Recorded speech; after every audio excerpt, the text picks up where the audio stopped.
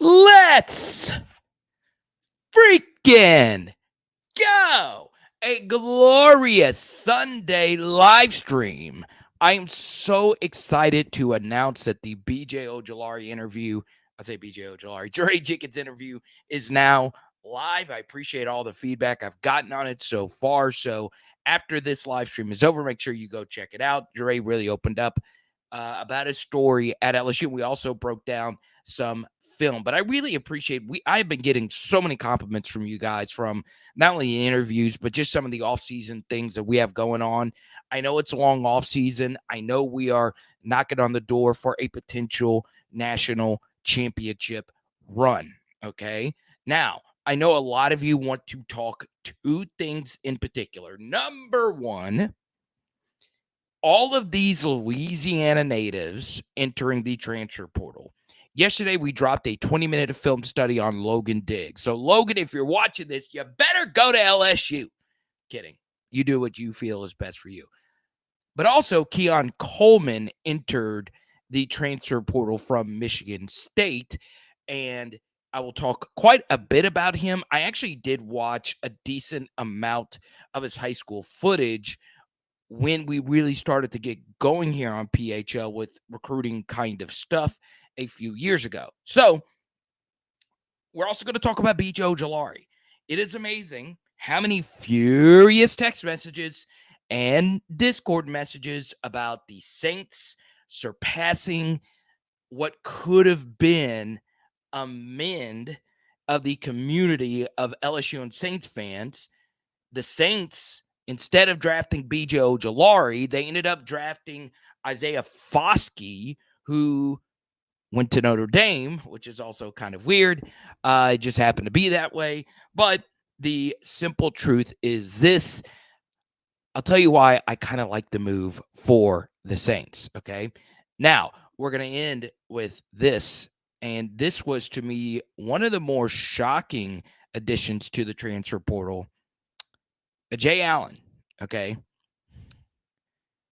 I've been told it's called a J. I've been told it's pronounced Ajay. I don't care. This kid can play. And he went to Neville. So he's already got chemistry with some of the guys on this team, Lansard and, of course, Will Campbell. So what do we know? Well, today is the final day to put your name into the transfer portal. So a lot of these guys putting their names in the transfer portal is just kind of a Hail Mary attempt here at the end, just to see what could be out there. So could some of these names coming into the transfer portal just be an FOMO situation? Absolutely. But let's be honest here, okay? LSU has dominated the transfer portal unlike any other school over the past 5 years. Graduate transfers and just normal transfer portal guys. And it's because there are so many people from the state of Louisiana that go to other schools and want to come back home. Okay? So, I've got to be honest with you. I don't think LSU is going to land all three. I do think you should feel pretty good about Logan Diggs. Now, not going to put the cart before the horse here. I just feel good about it. Won't go any further than that. But Keon Coleman and Jay Allen, we shall see. These are a little bit fresher. Now, what I would also say, and you can go back and look at all the live streams from around that time, Allen got a strong push from you guys to be a part of LSU initially. So I do want to shout out you guys. You're the ones that were telling me, hey, it's not just the fact that Will Campbell and Lansard are blocking for this guy. This guy is actually really good. So at Nebraska, he was okay early in his career, but I know a lot of you like LSU players and their homecoming. I get a lot of messages about Major Burns because a lot of you like the fact that he came back to LSU, even though what happened to him happened. You guys love homecoming kind of stories, and I totally get it. Okay. So as many of you know, there is a lot that is happening with the world of LSU football. I do my opening statement here at the beginning. And this chat is all about you. I'm looking at you wherever you might be watching this right now. It is you. Okay? You pick the topics. I try my best to answer the questions as best I can. Obviously, if you super chat or you buy a shirt on powerhourlsu.com or any of that, you move up the line. Okay? Because it helps pay my bills. And there you go. Now, I do want to announce that we are giving this out today in honor of our Dre Jenkins interview airing. The last Jacksonville Jaguars LSU 3-star wide receiver ended up going to the Pro Bowl. This guy right here, we're going to give out that card right there to someone tonight. We shall see what happens, okay? What's up? It's Kayshon, a flash in the pan. We'll talk some Kayshon today. There's LGZ shouting out Allen. I guess this brings us, so nobody from LSU entered the portal. I'm not going to put the cart before the horse there yet either. Keon was a beast in high school, saw him live a few times. Good to see you. Normal guy, good to see you. Our latest patron, the Master Blaster, Jordan, thank you so much for the love on the Dre Jenkins conversation. If I missed your comment here at the beginning, I know Tony the Tiger's in here. So there you go. Phenomenal interview with Dre. He seems like a great kid. So yeah, I'll talk more about the interview a little bit later, Grant, because I want everyone to stay here. I don't want everyone to go bolt and go watch the interview. And if you did that, that's fine. Okay. He's great. And Dre doesn't have the time to watch the channel, but I spoke to his dad, and his dad, I'm pretty sure, confirmed that we were huge Dre fans from the jump. And I'm not just saying that just to say it. Okay. Go back and look at all the content pre-2021, all the pro Dre stuff. And remember, Dre had a tough start to his 2021 season. He was dropping a lot, lost his pecking order in the depth chart, and Deion Smith was new, and all the new true freshmen were there. And well, Dre worked his way back up and won the Florida game for us later that year. Look, when I tell you, and I really do mean this, and I told Dre this when I interviewed him, you guys know I take modern era LSU football very seriously, especially when we're starting to talk about who's the best this, who's the best that. Dre is never going to be known as one of the best. But when it comes to story, when it comes to perseverance, he's the Alexis Morris of LSU these past couple of seasons, right? He's the one that's just had just the most ridiculous roller coaster of emotions in football and just in life.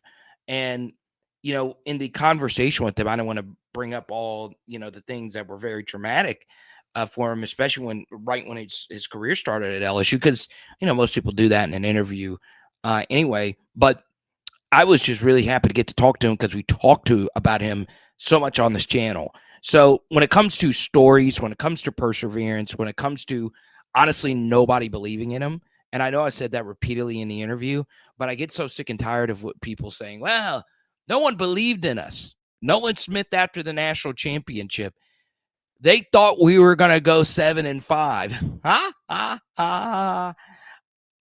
Nobody believed in Dre.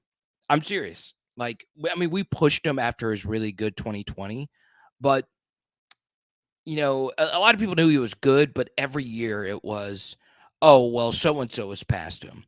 So-and-so is surpassed him.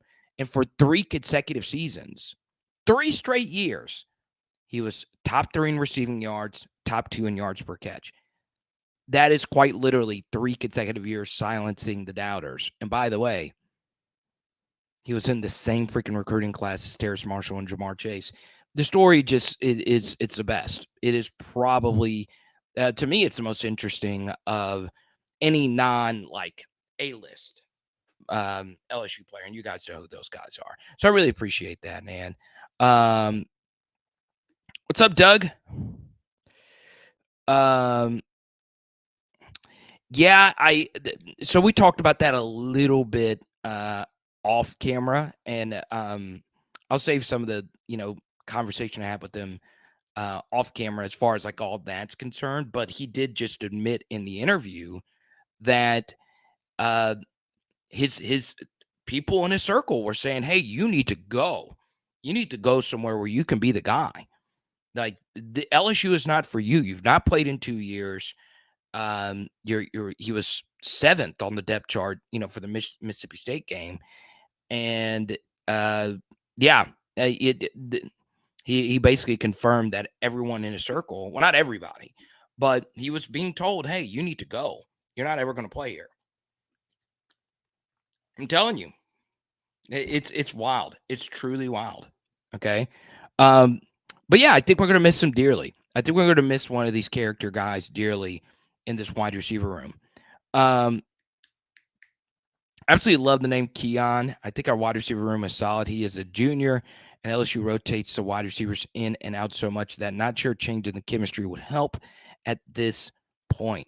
Okay, so let's have a conversation here about Keon Coleman. And what's up, Aaron? Good to see you. Forbes, I appreciate you. You're my guy. Um, but but yeah, we'll say for I know I talk my diehard PHLers know how much I've talked about Dre on here, and getting the chance to conversate with them. Thanks to the Arclatex Card Show, T Bubba, and everybody. It was great. It was absolutely great, and that's why we do these PHL get-togethers. You never know who's going to show up. Okay, and we will. And I've had a few questions about this. The Patrick Queen interview will be cut and produced soon. When I tell you it takes a full day to cut the interview the way I like it really does take a full day. So there you go.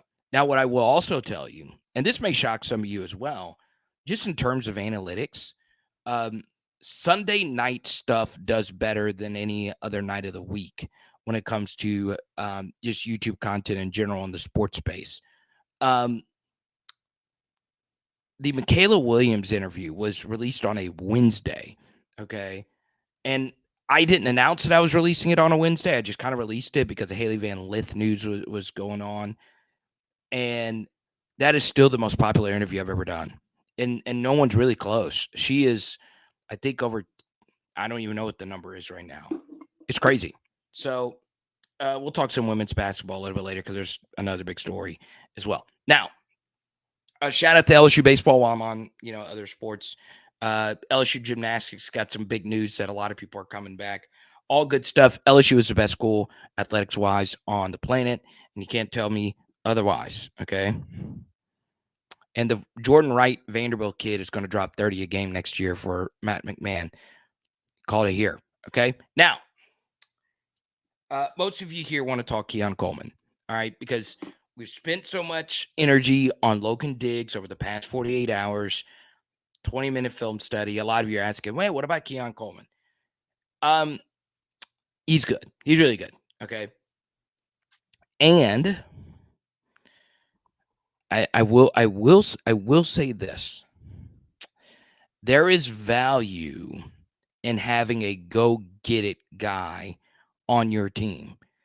And Malik and BTJ are the only proven guys in our wide receiver room right now, and they are the only proven go-get-it guys. Keon Coleman is a force. He's big. Now, is he the most agile? Probably not. Is he a burner in a sense? Probably not. But a big mistake people make about deep ball receivers is a lot of people think they have to, like when you think deep ball receiver, you immediately think Tyreek Hill, Jamar Chase, just pure athletic marvels, okay? In terms of speed. Don't need that, okay? Don't need that. A good example, once again, I'm just going to point it out. Dre Jenkins is not fast. 40-yard dash proved it. And even he said it in the interview. He is not the fastest. He's not a fast receiver. Dre Jenkins is one of the better deep ball receivers consistently that we have ever seen at LSU in terms of the types of catches he would make. When it comes to ADOT, they were deep catches. So to be a good deep ball receiver, you don't have to be a blazer. Keon Coleman isn't just a blazer.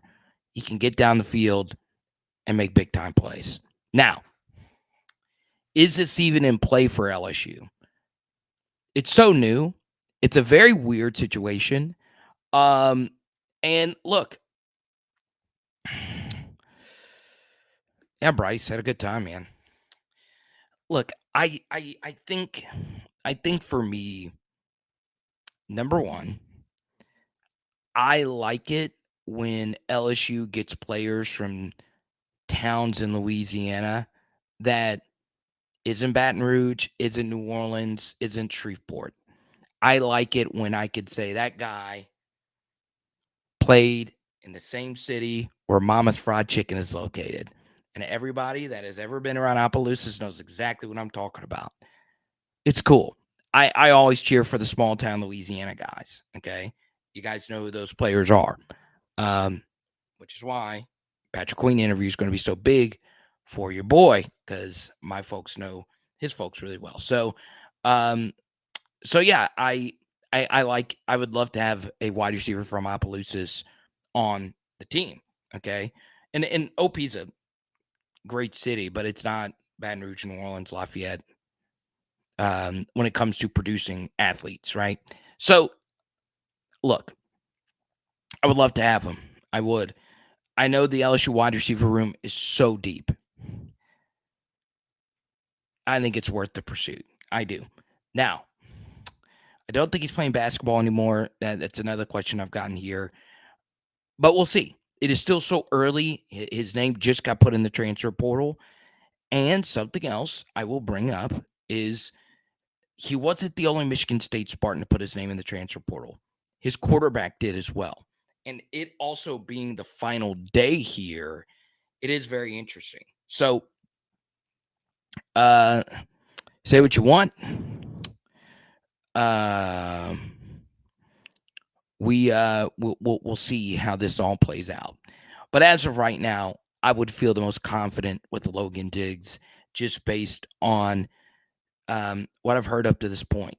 Now, we'll see. We'll see if you get any of them. We'll see what happens with Allen. Now, here's what I'll do in the comment section right now. Type A for AJ Allen. Type K for Keon Coleman. Type L for Logan Diggs. Which player do you think would be the most important for LSU coming out the portal? Okay.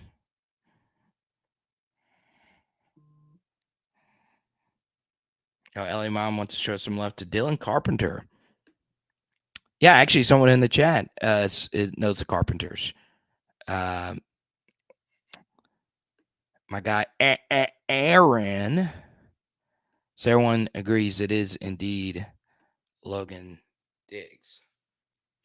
I know Ed is going to say Logan Diggs.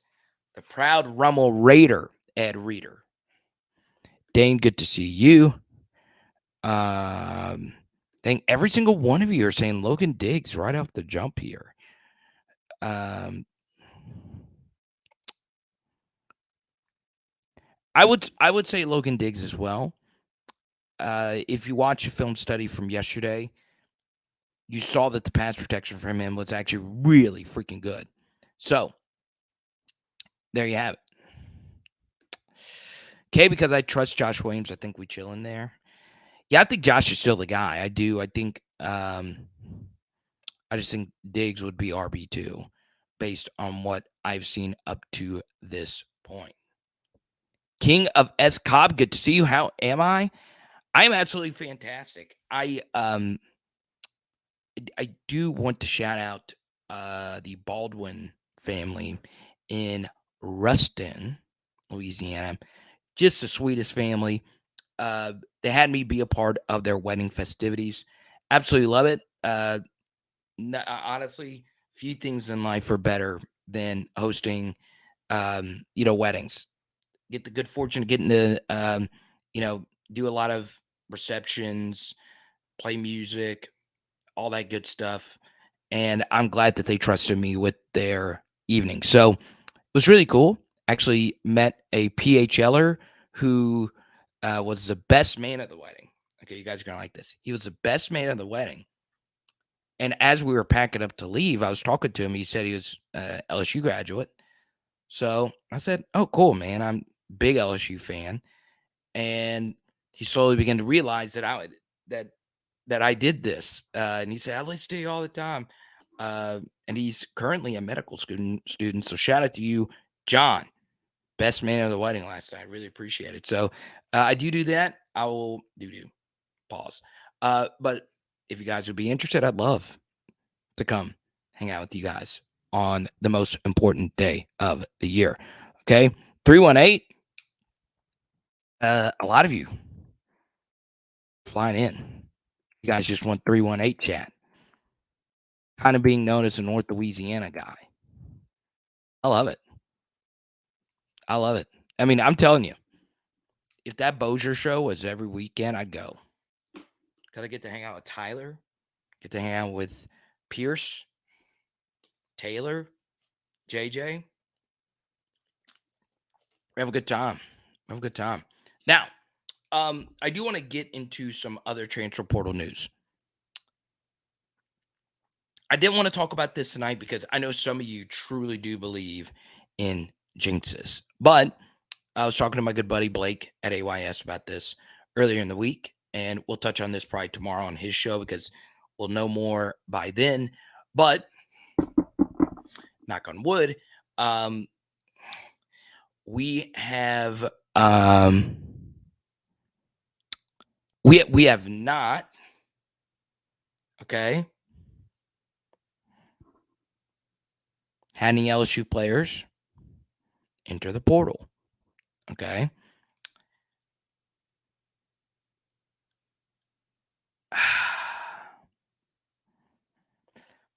That we know of yet. Now, do not want to jinx it. I just don't. That's a good thing.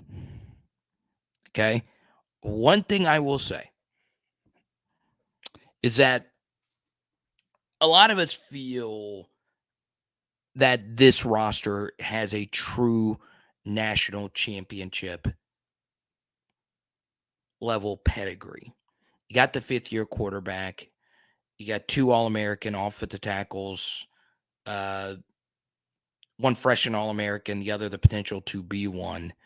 And you got a lot coming back, including the most explosive defensive playmaker maybe since Badger coming back. A lot of you are really fired up about that. Now, what I'm going to do is save this for a little bit later. There is one stat that revealed itself over the weekend that really helps LSU's national championship chances. And if you want to know what that stat is, next super chat, I will reveal that one stat. And this was actually a stat when we started PHL. This was the 9th video we ever produced on PHL. I think it was 8th or 9th. I don't remember. I'd have to go back and look. So if you want to dig through my videos, you can go find it right now. But I prefer super chat. And I'll reveal the stat that happened over the weekend that helps LSU's chances to go to the national championship game. Okay. But yeah, shout out to Chris Hilton, Kappa Alpha Psi. There you go. Now, I was not in a fraternity. A lot of my family was. A lot of my family was in sororities. A lot of my friends did fraternities, black and white. Okay. That's really cool. Brotherhood's very important. Now, you can experience brotherhood and sisterhood outside of fraternities, but those that do it the right way, it definitely is a bonding experience, especially. And one day at Crossroads, I'll do a thing where I'll share my history with or my family's history with um, fraternities and sororities. It's actually pretty crazy. Skipper, good to see you at the super chat, and Ed with the super chat. Ed got a shout out in the Logan Diggs episode for the Rummel Raiders. Okay, now, it's pretty simple. It's different, and I think the trend is going to change now with the transfer portal and NIL being the way that it is. Two big factors that is going to heavily sway his historical data for a long period. Okay. Now, you take a look historically at the 4 LSU teams that have reached a national championship. Those are the teams that we are striving to be. 2003 LSU, 2007 LSU, 2011 LSU, and 2019 LSU. Okay. One thing all four of them had in common is LSU the previous season had 6 or fewer NFL draft picks. Okay. The logic is honestly pretty simple. If you have fewer NFL draft picks from the year before, it heavily increases the next year's team's ability to not only win a national championship, but win 10 games. Okay. Um, and the fewer the draft picks, the better from the previous season. Now, last year, LSU had a lot of draft picks that, to me, quite frankly, some of that was addition by subtraction. And I think this year that is the case for some of the players that were selected in this year's NFL draft, where it was time for both parties to move on. Okay. So, all of that extra context is not included in this statistic here, but it's just simple. If you don't lose a crap ton of players that were NFL draftable athletes, you are in a better spot when it comes to returning production. Okay. Of course, 2019 LSU's greatest team of all time. We know that, right? And we know the main reason is because of that guy right there. But it was also because LSU only had 3 draft picks from the year prior, which was the lowest amount of draft picks since the Saban regime. So, what does that mean exactly? Well, it's pretty simple. College football is an experience and a numbers game. Okay, it's just that simple. We tend to think of college football being a strong link sport, but it's not. It is a weak link sport. The entire team has to be deep. The deeper you are, the better you are. Now, does it help to have superstars? Absolutely. And you got to have some of them. But you've got to have the backups to help those superstars out, right? Matt Flynn was a very good starting quarterback. We had to have Ryan Perlew that year. There's so many examples of this. The deeper you are, the better you are. And look, it's just how it is. So let's be very real here. LSU is returning a lot of the better players on last year's team to this year's team. Okay. And that is a very good thing. Now, the secondary needs to figure everything out. But it was just one spring game, so obviously that is a concern. We all have different concerns about different pieces of this team, and there are some links on this team that can be stronger.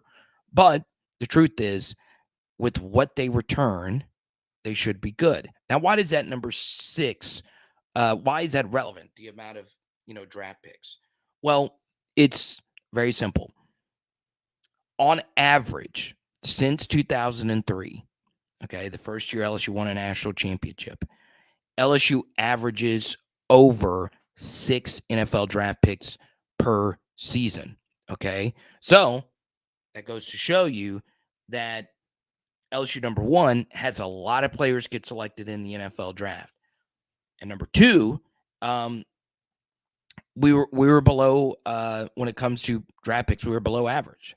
So that's a good thing. Okay.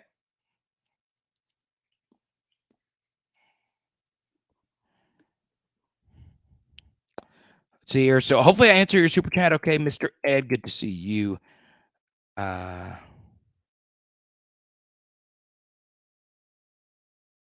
Branson got it. Branson got it. There you go.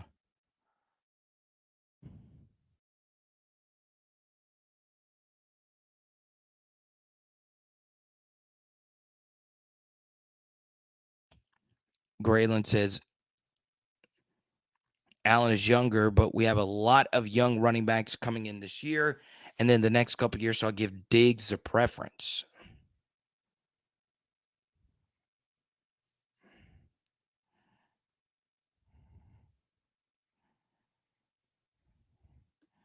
Diggs nowhere near the back Allen is. I don't agree with that. Nowhere near is bold. That's very bold. If and welcome to the channel, Travy D or Travy D. If you say he is nowhere near, that means you truly believe Allen is a all conference border all American type of player. And he could be. I think he's solid. I do, but that's bold. That's bold. And I think you're new. Good to see you. Welcome. Okay. See a lot of you bringing in Morrow, Anisha Morrow, the transfer from DePaul. Okay. I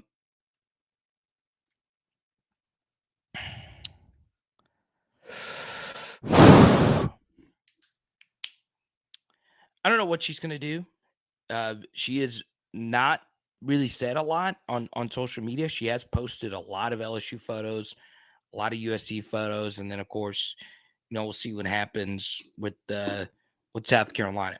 Now, LSU is going to have the most loaded, deepest team in the sport next year. So if you want to be, the feature, then maybe there are other spots out there.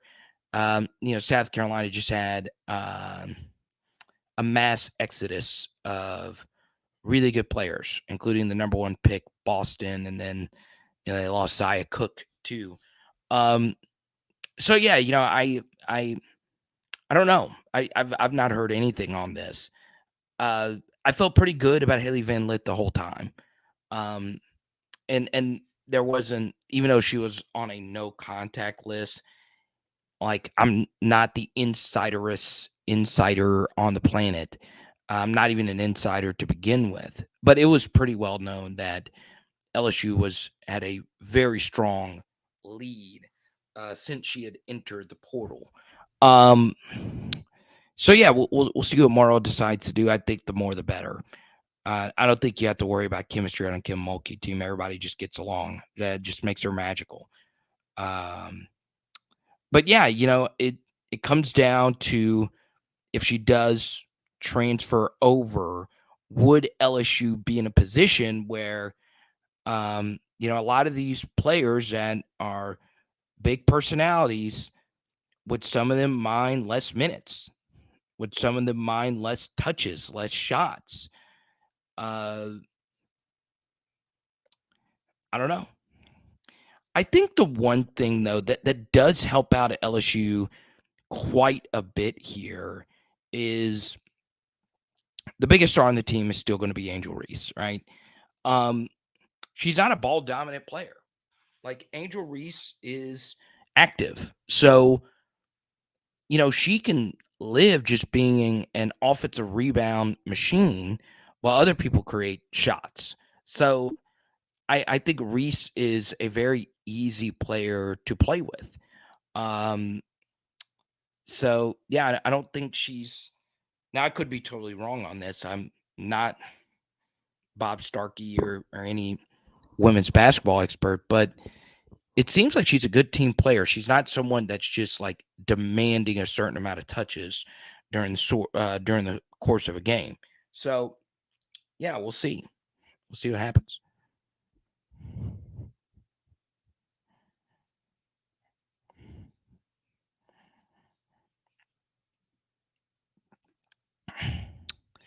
Reedus and Reese seem confident we'll get her. Well, there you go.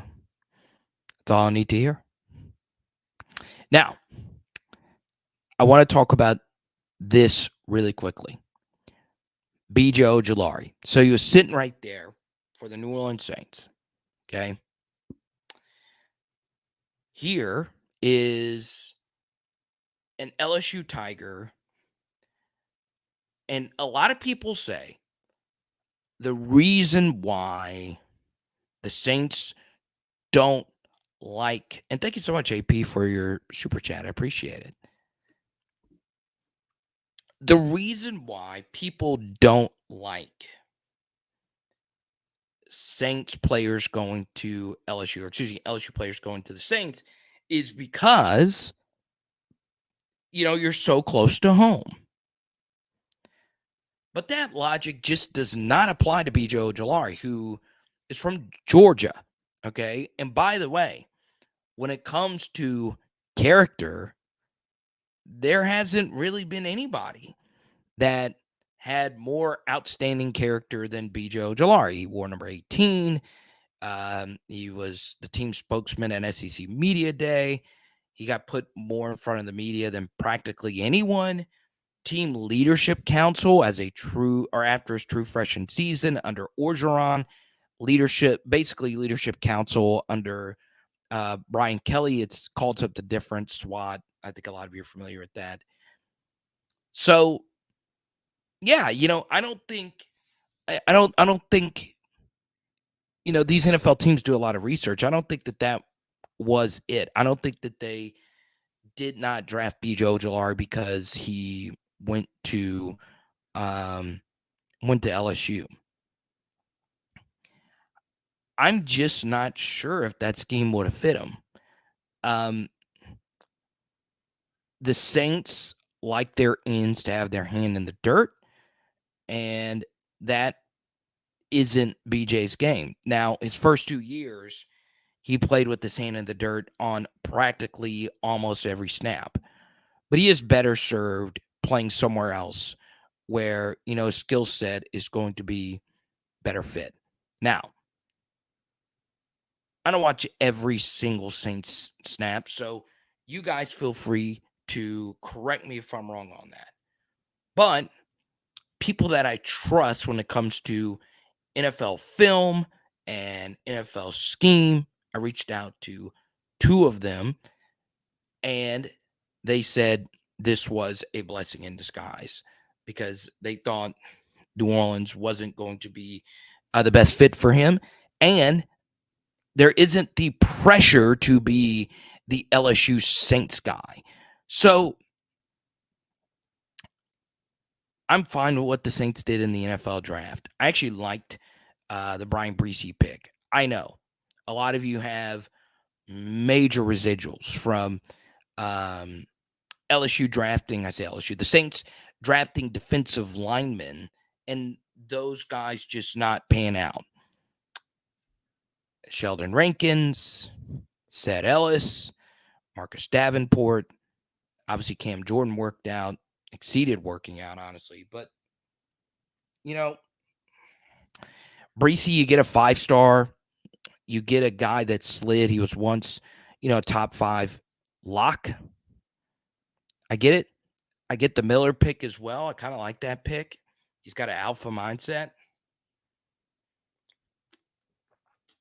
I think it's better for both parties that BJ go out west. I do. And there's going to be a lot of playing time there for the Cardinals. Okay. Ali Gay ended up going to the Houston Texans. And if you follow Power Hour LSU on Twitter, you guys will not believe me on this. I tweeted out a few weeks ago, look out for Ali Gay getting selected by the Houston Texans. I had no inside information on that. What I did, though, know is his skill set fit the Texans and 49ers scheme under D'Amico Ryans. That's going to be a great fit for him. That is going to be a great fit for him. If it doesn't work there, it's going to be hard for it to work somewhere else because they're just going to let him fire off with, his hair on fire to go up, just chase the quarterback. So I am happy that Ali Gay went to a team that will probably know how to use him correctly. So there you have it. Now, a few other LSU fits. I think. I like Converse going to the Jets. It's a loaded cornerback room, obviously led by Sauce Gardner, but that means he doesn't have to play right away. He can learn. And man, I can't wait to see how it works out for him. Obviously, the Vikings situation isn't the best defense to go to for Jay Ward and Jaquelin Roy because they were so bad, and there is so much pressure to fix that defense, especially since the Vikings are kind of in a win now mode with Jet still on his rookie-ish kind of sort of deal, and Kirk Cousins is, Kirk Cousins, but the NFC is wide open, and the Vikings, one of the better offenses, is just their defense was an utter disaster last year. Can they fix it? We shall see. So obviously, there's going to be a lot of pressure on Jaquelin Roy and Jay Ward to go out there and get stuff done. So we shall see. Okay. Everybody, welcome Boogie Season to the channel. Is that Boogie Cousins?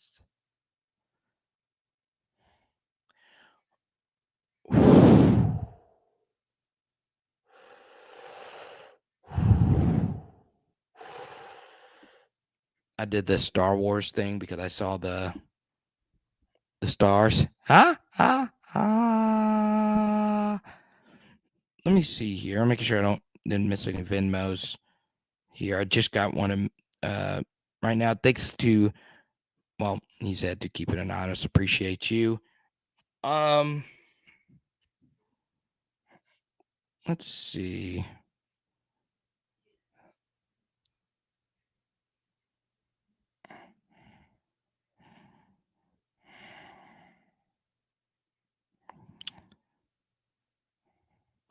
Trying to remember. Okay, all right, that's true because I saw the Damian Lewis tweet. I had to miss the Anthony Bradford selection.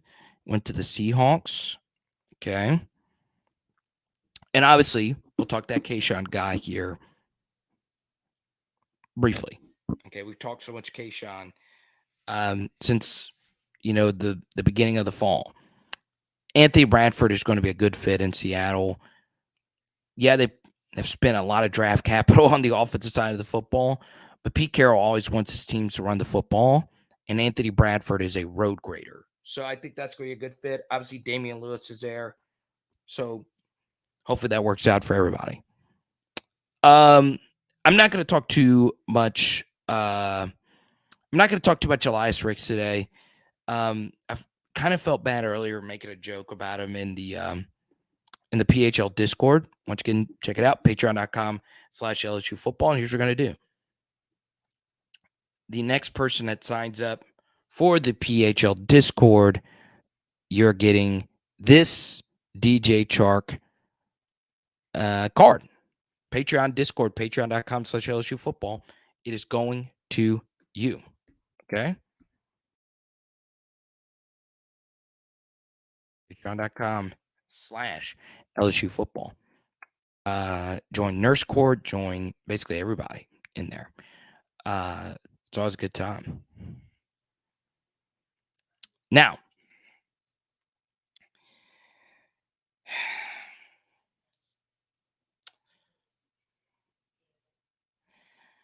we'll talk Kayshon here.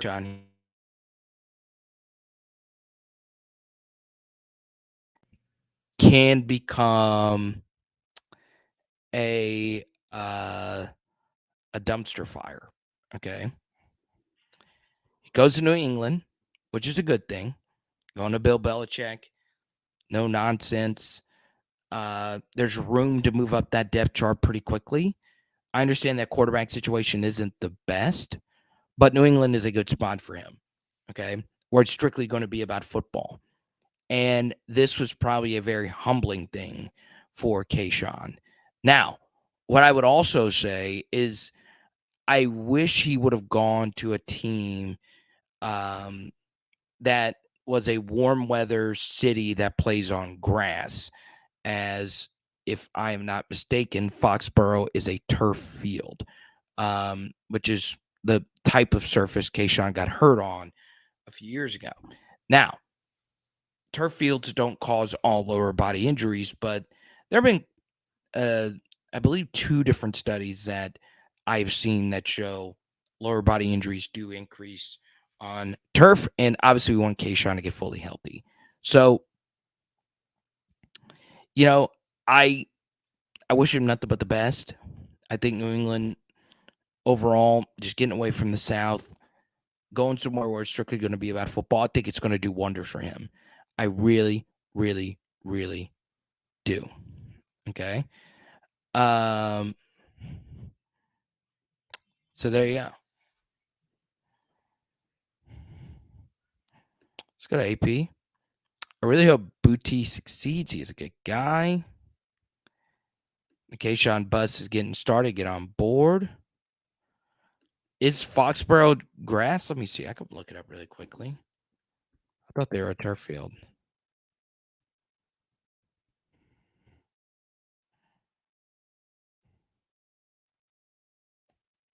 Foxborough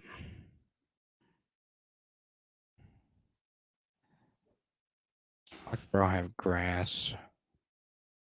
No, it's field turf. I get it. In inclement weather, it's always better to be it's always better to be a turf field because it is a little bit more all encompassing when it comes to um the weather seasons. Okay. But yeah, I think for me, the one thing that will help Kayshon is this will be the first time where, he's not the 5-star guy. Even when he started in 2020, he got a target or 2 in that Mississippi State game, and he was, really heavily promoted by Ed Orgeron, and he did play in the Missouri game and got targets. So right off the jump, he was able to get targets. At Foxborough, he's going to have to earn it, okay? And we do know Bill Belichick was at LSU's pro day, okay? So, for what it's worth, I think it's a good landing spot for Kayshon. I do. I really, really, really do. So, in terms of where everybody's landing spot was, obviously you make your own luck, but scheme is very important. I do worry about our players that went to the Vikings. There's just going to be so much pressure on everybody on that defense to fix what was, to me, the worst defense in the NFL last year. So, there you go. We go to Carvis's super chat. Everybody, welcome Carvis in here. What's up, fam? I wish some of the guys stayed another year. J-Royd, Kayshon Garner should have come back. BJ could have improved his stock as well. I get OJULARI leaving. I mean, he was in a lot of first-round mocks, and I never really saw him sink below, pick 50. If you're around that mark, you need to go. Because, look, a lot of the guys selected ahead of them were just, more athletic versions of just edge players, right? Well, thank you so much. That's appreciated. It was Z-Baby's birthday today. Yesterday, but we celebrated today. I'm myself a little punch. So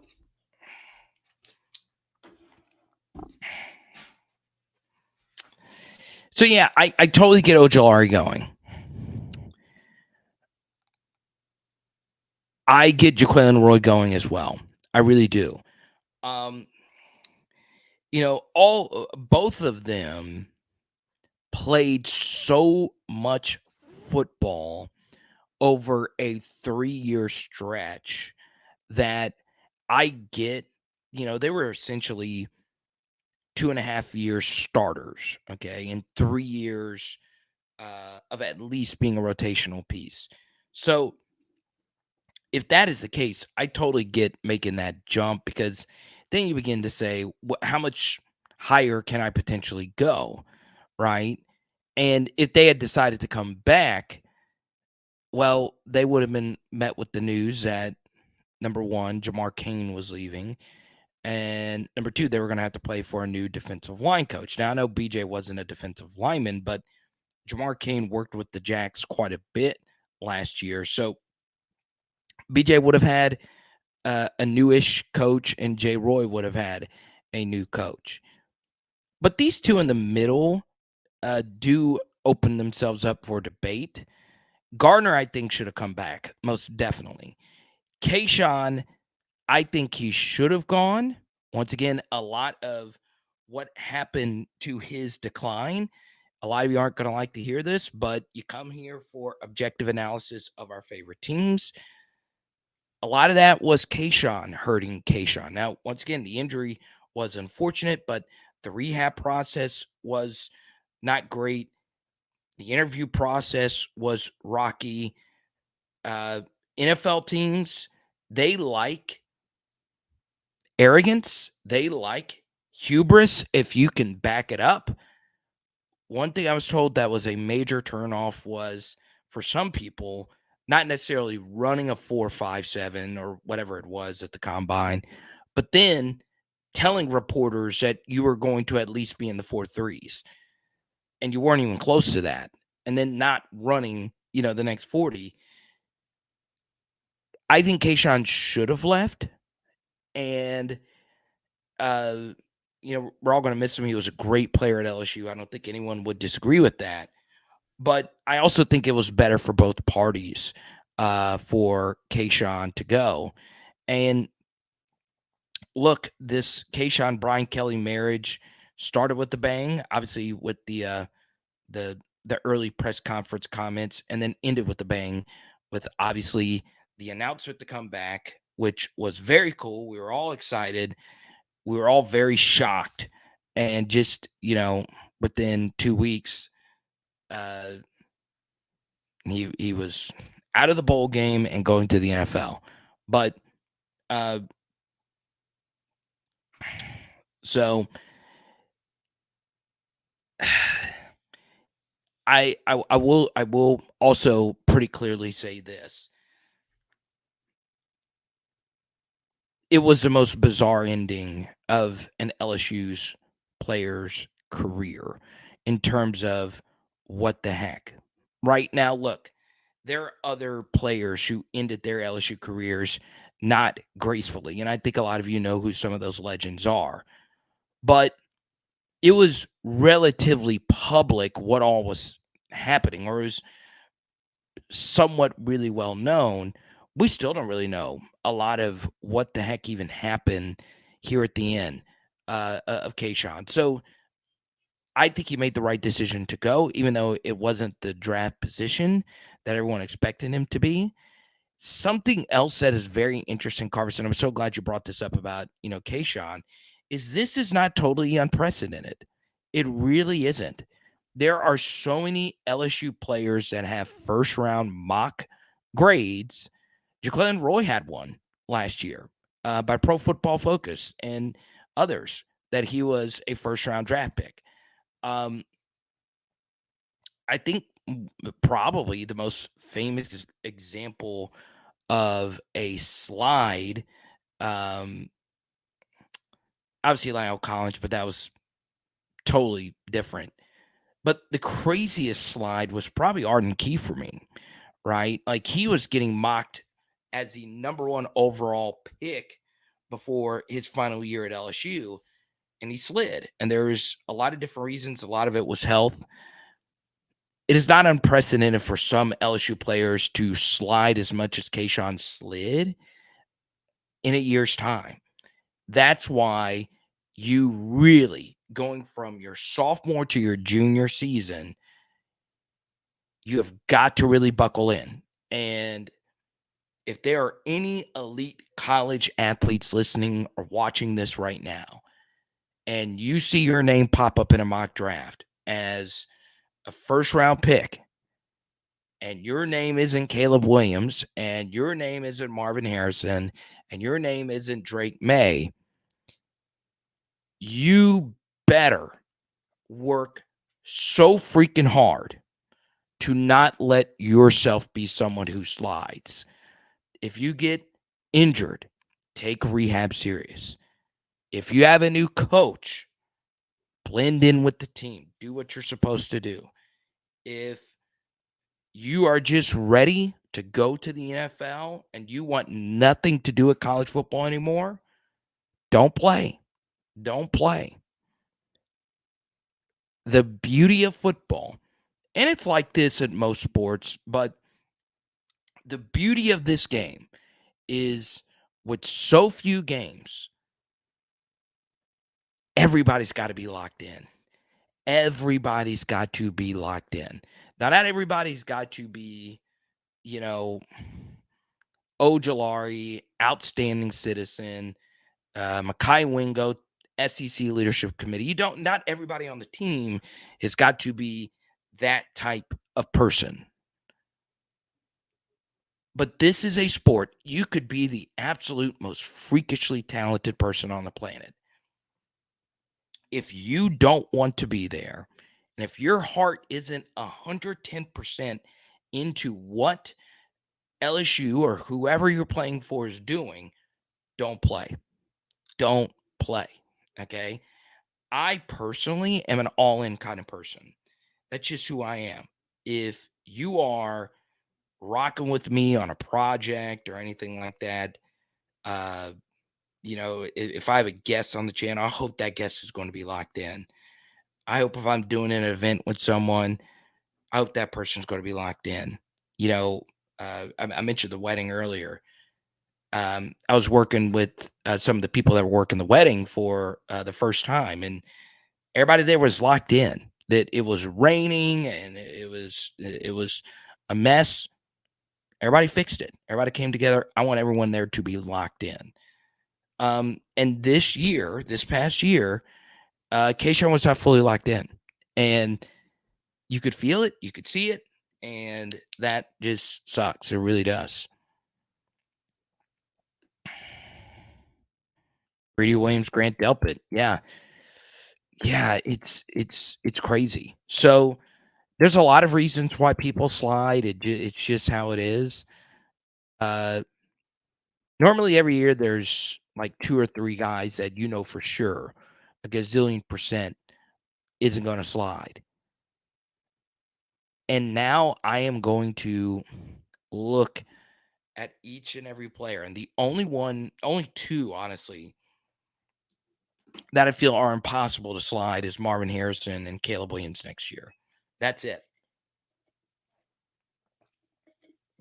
Those guys are locked in their draft positions. But we shall see what happens. Okay. But I'm telling you right now, if you've ever played football, you know this. You knew the guys on your team that just didn't really want to be there. They just wanted to, go hang out on Friday nights or whatever.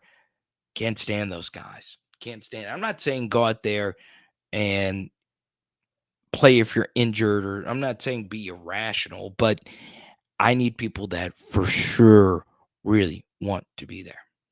Okay. Now, let me ask you this question while we are on the topic of LSU NFL draft. Type Y for yes, type N for no.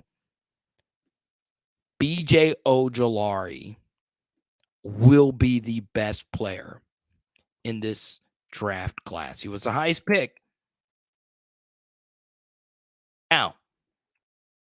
all these answers fly in. It would make my night. Definitely cool. Over 160 of you here on an off-season Sunday. Please go get you some PHL merch. Obviously, if you get 2 pieces of merch, I send you an autographed LSU card. And I got quite a few of those that I love to give out. Let's go to D. Really.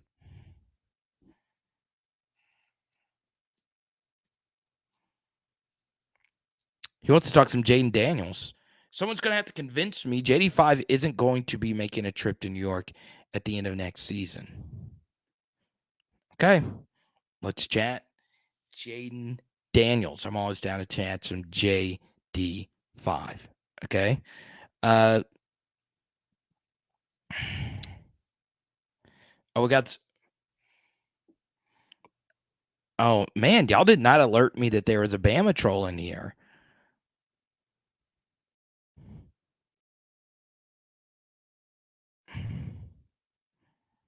Okay, cool.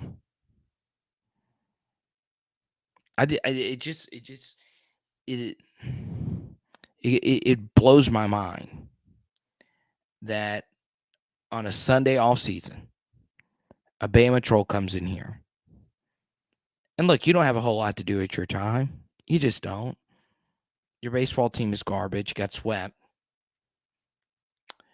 And your basketball team lost to San Diego State. Has LSU lost to San Diego State in anything? I don't know.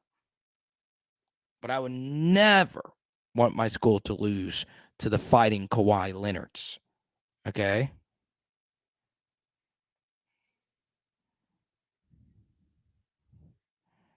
He said he's bored. We'll see.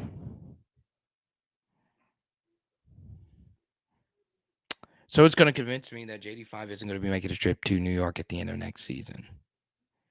Okay?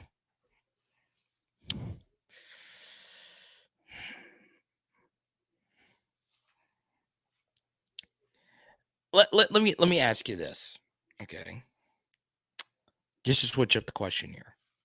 Actually, here's what I'm going to do. I'm going to D. Really, he's one of our PHL idol judges. Keon Coleman poll was close. 60% of you said no, he would not be immediately a starter. Simper, good to see you.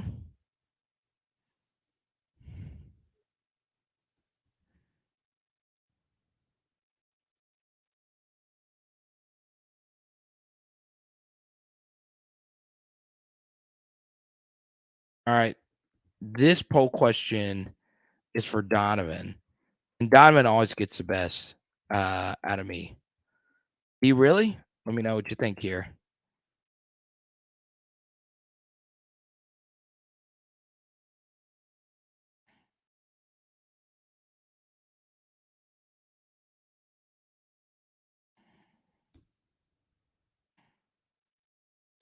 Which LSU player has the better shot of making it to New York City and winning the Heisman?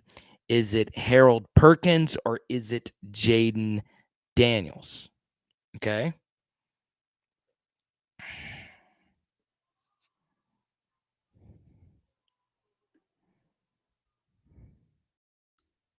Let me know. Type H in the chat if you believe it's Harold Perkins. Type J for Jaden Daniels.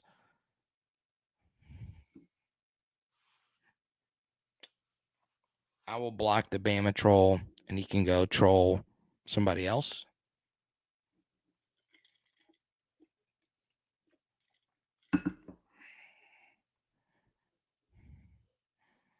I like that. JD5 this year, perk 40 next. Well, you gotta get it right, man. It's perk 4 now. Okay. Now, Johnny 5 says this poll is not fair. Yes, we got a Tyler Buckner for Heisman.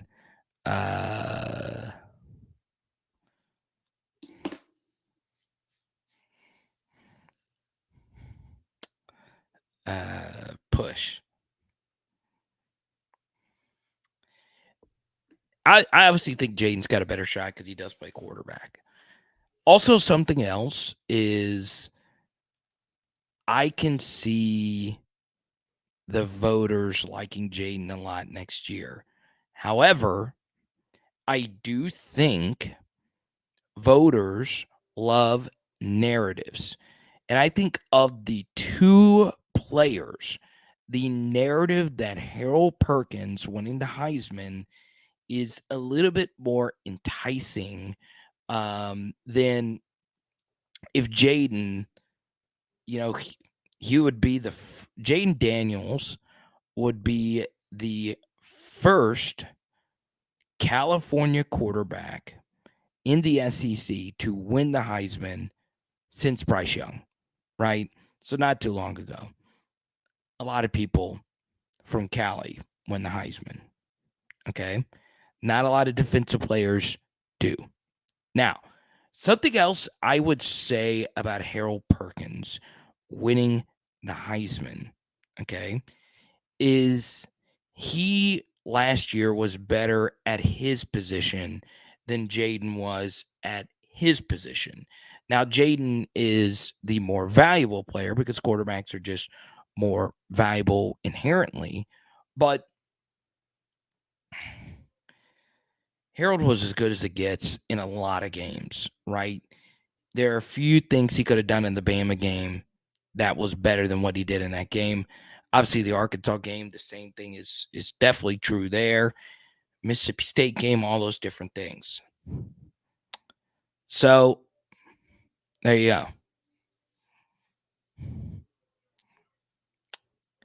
Now, something else I will bring up about Harold Perkins winning the Heisman is he and Jaden's got this too, but Harold just looks like a star. Like he's got the grill, he's got the hair. He just has an aura about him. He's got this it factor that kind of floats in and just kind of takes you over. So I like the idea that Harold Perkins can win the Heisman next year. I do think his third year would be the more likely scenario because he is learning a new position this year. But I will say he looked good at that new position, albeit in a spring game, but he's Harold freaking Perkins. Okay? So there you have it.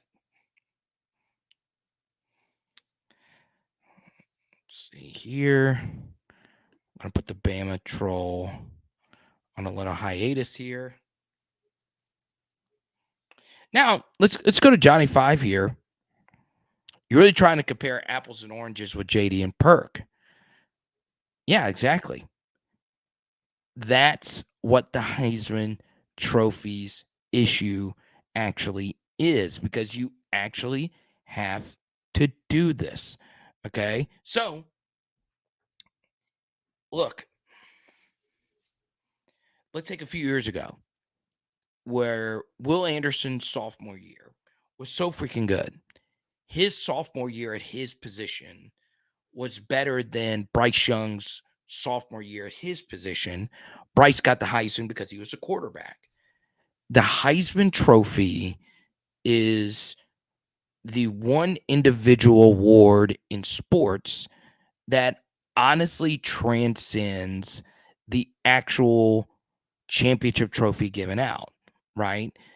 Now, that may not make a lot of sense, but it is. It does make a lot of sense. Number one, there's just not many college football national champions that exist in the modern era. And number two, the Heisman Individual Award is so much bigger than all the other individual awards that we have in sports, right? And look, MVPs are important, Gold Gloves, all those things are important, but the Heisman really separates you from all the other college football players. And yet it has got weird criteria, a weird mission statement, and it is cut off to half of the sports positions. So, I think like when discussing the Heisman Trophy, there's a lot of people that play different positions that should and could have won the award. I think Tyrann Matthews, obviously a pretty good example of that. He was the best player in the sport that year. He was a better football player at what he did than what Robert Griffin III did. And RG3 was a monster. I get it.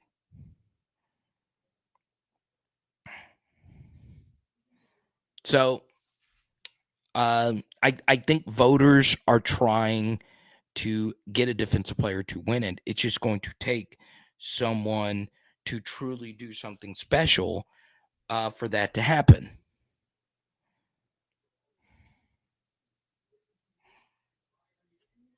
But you're all right, Johnny Five. That's the issue with the Heisman Trophy is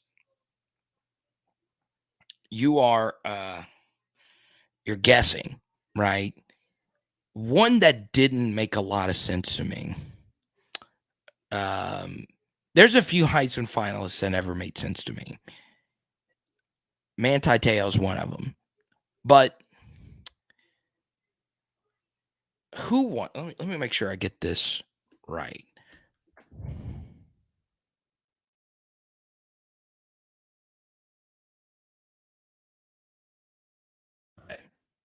Now, this one, out of all the Heisman trophies that were given out, the worst one did not go to the best player in the sport.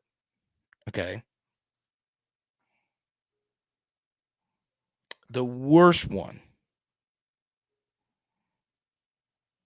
was Ndamukong Suh. 2009, they gave it to Mark Ingram. He was the most productive player on one of Saban's earliest teams, and Bama's Heisman history really wasn't anything before Mark Ingram. And I get it, iconic brand. Nebraska has had Heisman winners, but anyone with a pulse that watched college football that season knew Ndamukong Suh was the best player in the sport that year. Okay.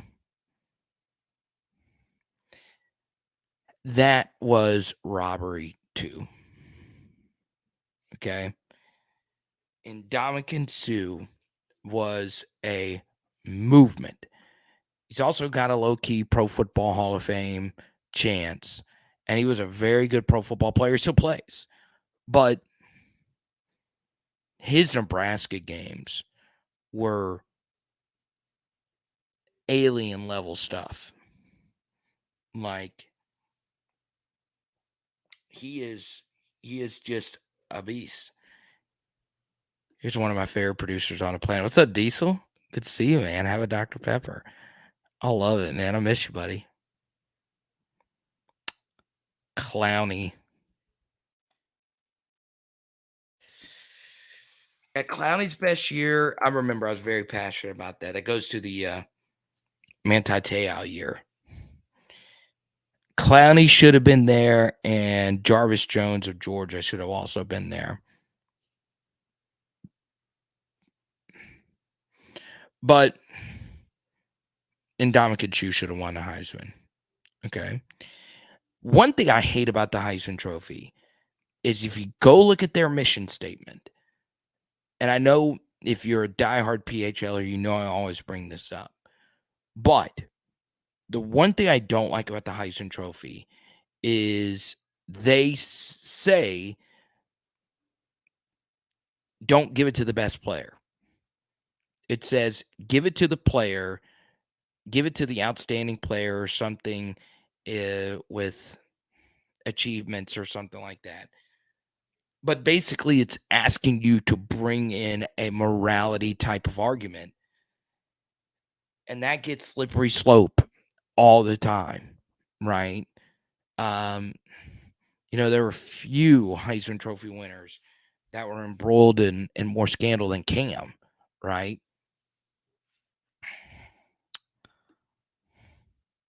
Super sticker. Thank you so much. Joe Dog, come on. Be real.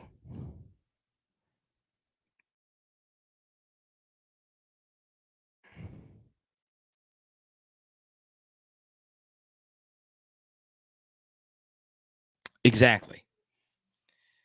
Exactly.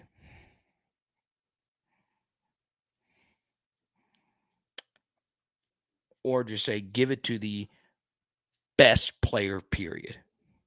Okay. And, there are years where I felt an offensive lineman should have gotten some love. A few years ago, Tyler Lindenbaum was just mauling people at Iowa. Mauling.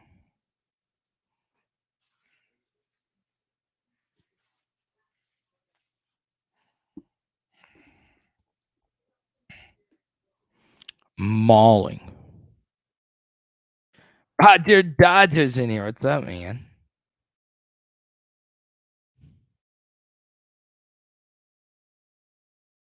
Boo Bears in this thing. Having a good time. Shout out to the boot.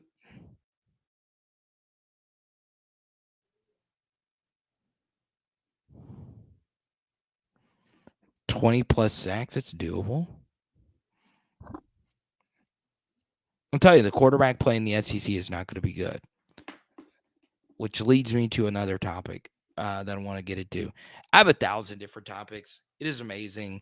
Like, sometimes I write down notes of like what I want to talk about, during the course of a live stream. Sometimes there's like 5 topics that we never get to. So normally I like to write on like a little sheet of like scratch paper. This is one for that started with some Jimmy Lindsay clips. I know you couldn't, it was probably blown out for you to see. But I'll say something here that's a fun little nugget here later in the video. I know Alabama looks like they're going to be down next year. But I also think the SEC as a whole next year could be down, right? Like, obviously Alabama's had their issues. This is the least confident we've ever been in Alabama. But it's not just them. Like, Texas A&M returns a lot of really good pieces, but are they even going to be good next year?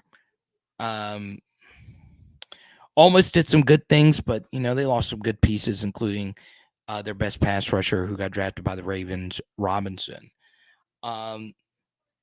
Mississippi State, you guys know the story there. Brand new coach. We'll see what happens with that offense. Arkansas's defense is still absolutely atrocious. Vanderbilt is Vanderbilt. Kentucky is the most overrated SEC program of all time. Florida's a mess. It's a mess. Next year, I think the SEC is going to be a mess because the quarterbacks just aren't going to be as good as they were this past year.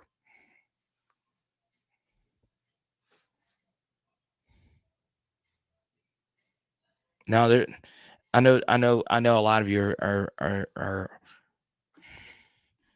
tired of my man crush on KJ Jefferson. No KJ chat tonight, at least for now. If you super chat and you want to talk some KJ, I know we have people in Arkansas that watch. Let's talk some KJ. Why wouldn't we talk KJ Jefferson? Wiggins. George, what's good, man? Tar, you said the super chat's not working. It's all good, man. Your presence is more important. See, brother. That was cheesy. Check that super chat button again while you're at it. I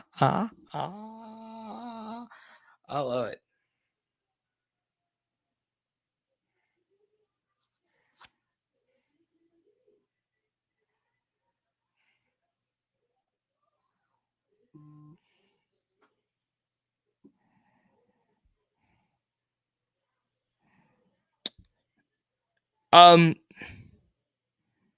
We probably won't talk about this topic in quite some time. If you want to get back into SEC related stuff or LSU related stuff, you guys let me know. Okay.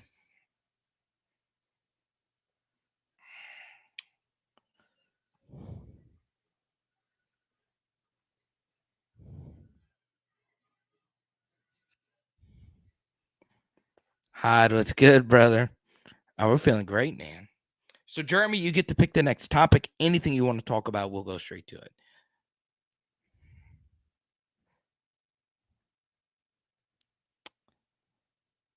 I think this NFL draft,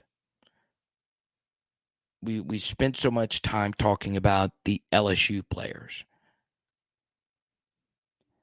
This NFL draft was the single most interesting NFL draft I have ever seen.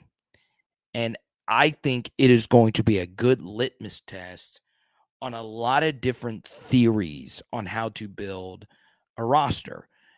Are there some college football LSU kind of things that we could take away from that? I think so.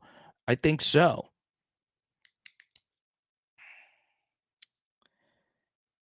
I think the Houston Texans just made the most disastrous move I have maybe ever seen in the NFL draft. And I know that that sounds like hyperbole, but the one thing that people get wrong about NFL draft analysis, I know one of the best mock drafters on the planet. He's a diehard PHLer. Shout out my guy, Scott. Okay.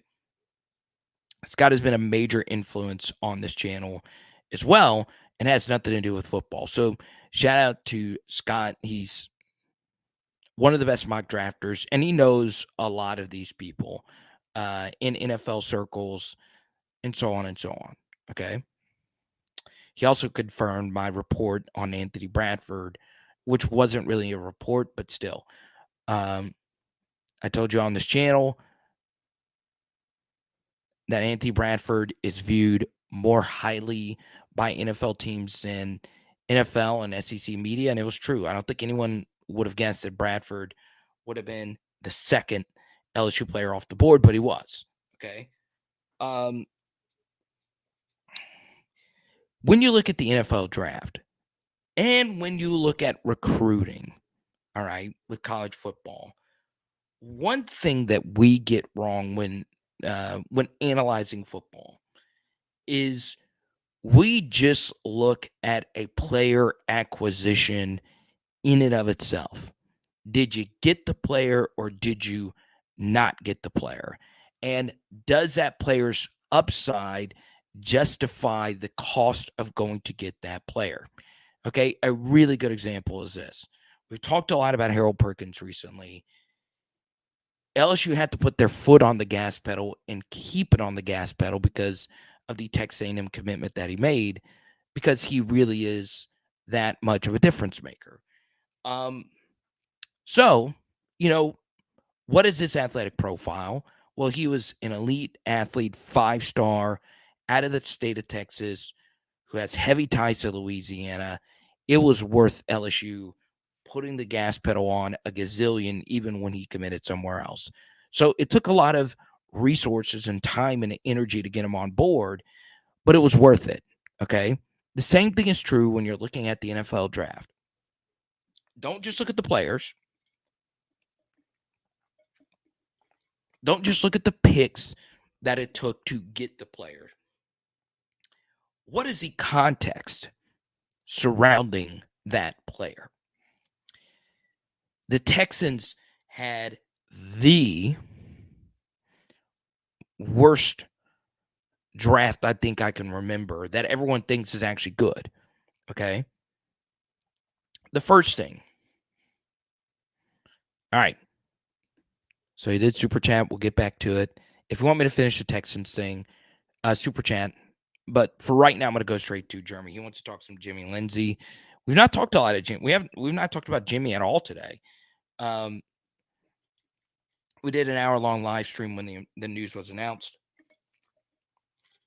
on Friday. Okay.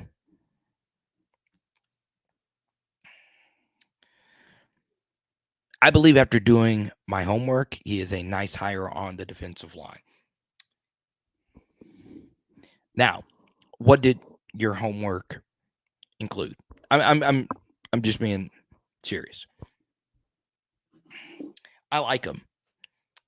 I like the way, and I don't know a whole lot about his technique or teachings or personality, but he doesn't coach defensive ends, or he didn't at South Carolina, so that helps out because we have a standing outside linebacker edge coach.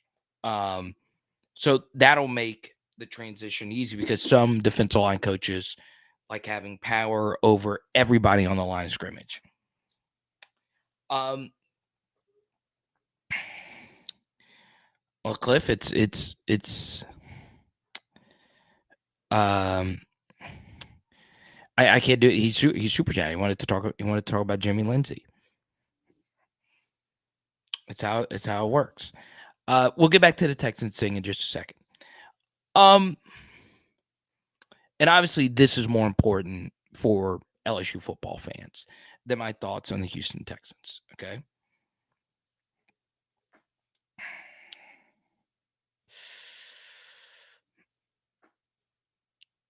So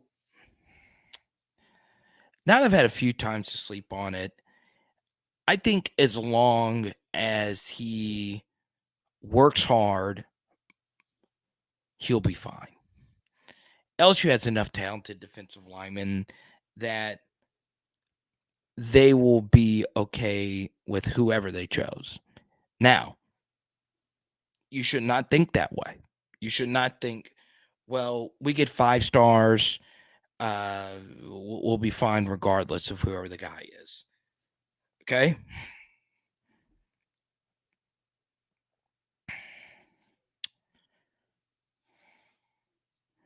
Let's go to Jeremy.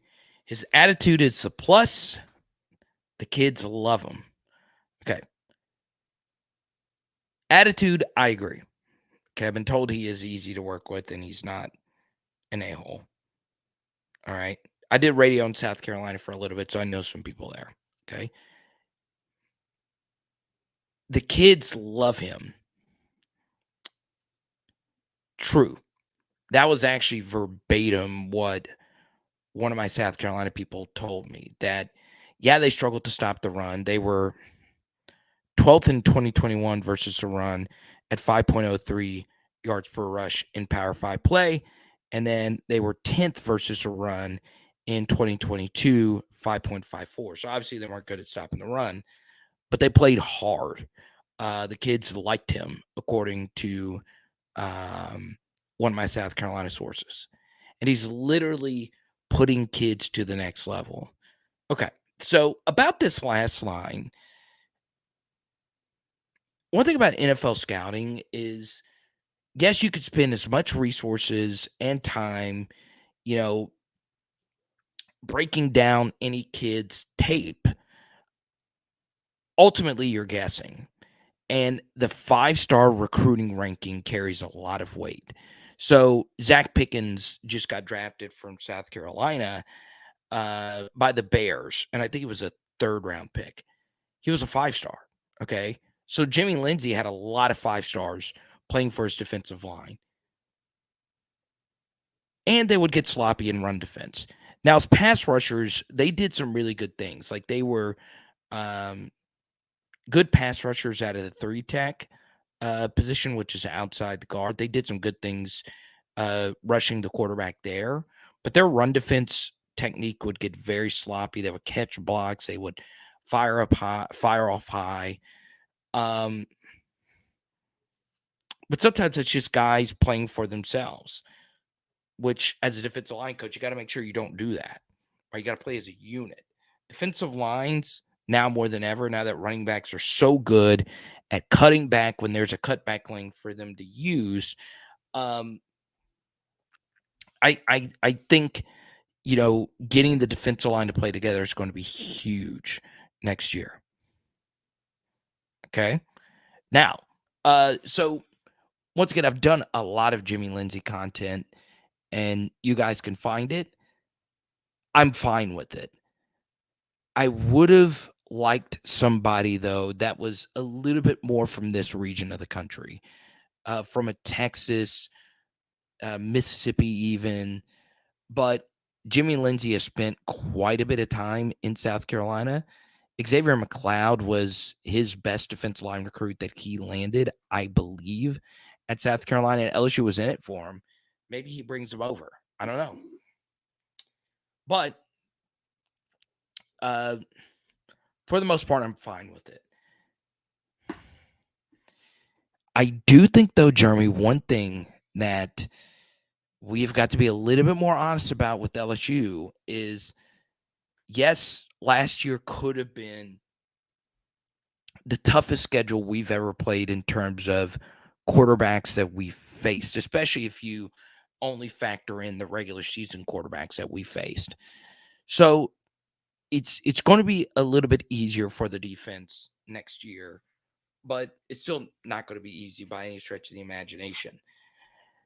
We, however, were not good run defenders last year, at least not where we needed to be.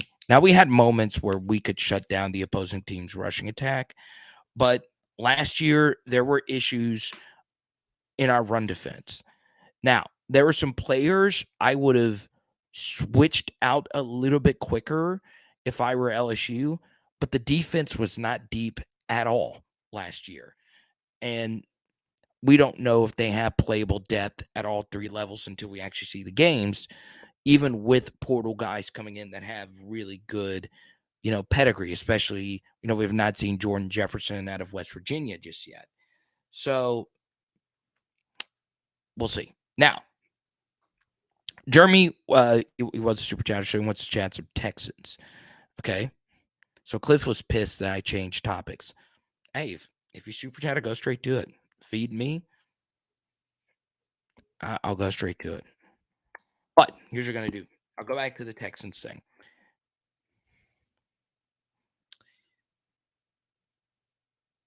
I don't think people quite understand how disastrous of a move that was. With Caleb Williams and Drake May being in the draft next year, I don't think the Texans are going to be good next year. So the Cardinals are going to get their pick next year. To use that much capital to go up and get Will Anderson, and I am very pro Will Anderson. I don't think, and last year was still really good. I just don't think that they used him the way that he will be used, obviously, in the NFL. I would not have used all that capital to go up and get him. I just would not have done it because you're just trading so many assets.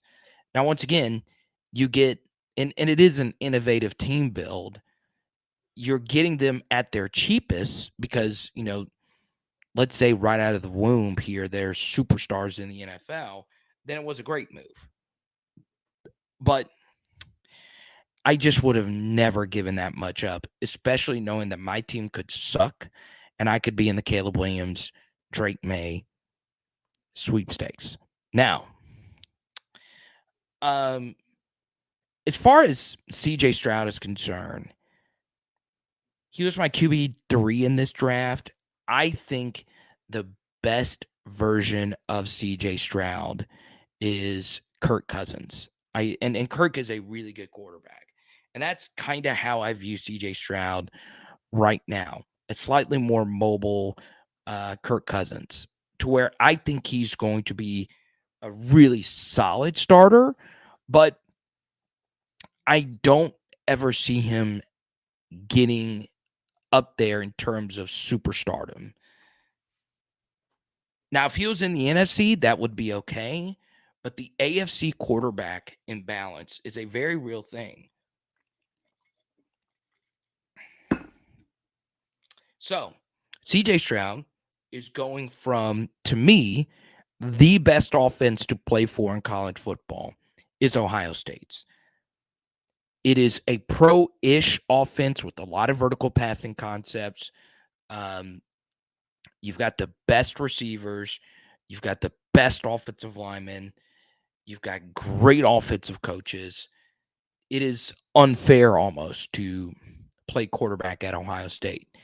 Now, CJ made a lot of truly breathtaking throws at Ohio State. But he is going from a team with the deepest wide receiver core during the years he was a starter that we have ever seen, quite honestly. Now, they're not the best. I'm always going to go with my guys as the best in 2019. But it is crazy to think that Jameson Williams was just chilling at Ohio State. Jameson freaking Williams. It's crazy. Absolutely crazy. And Marvin Harrison was just chilling. So you go from there to now going to a franchise with a ton of dysfunction. Your agent was the agent of the last quarterback. I don't think there's going to be anything there, but that could be something, down the road where people don't really want anything associated with Deshaun Watson close to the Texans. And the team's not that good. The roster's not that good. I'm just not seeing it here. I'm just not seeing it. Okay. I'm far more apt to believe that Anthony Richardson with Indianapolis is going to be in a better spot than CJ Stroud will be at the Texans. Okay. So let me know what you guys think. Am I wrong thinking that? I think the Texans had the most disastrous draft. I'll just come out and say it. But maybe I'm wrong. I've been wrong quite a bit. One draft that I thought was a little overrated was the Eagles. A little. Jalen Carter was a steal. All right. Eagles obviously have a really good culture. They're in a win now mode. You jump from 10 to 9. Now, what I would say is I am not sure with the Jalen Carter stuff that everything surrounding him is over. I am not sure it's over just yet. Now, as a player, Jalen Carter very well could be the best player in this draft. I would venture off to say that he probably is.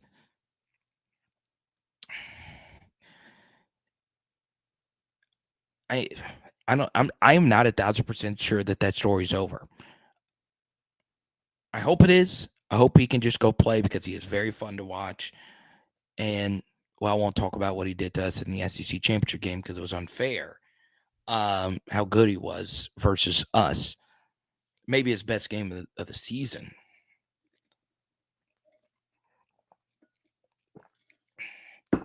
But I'm not sure if it's done.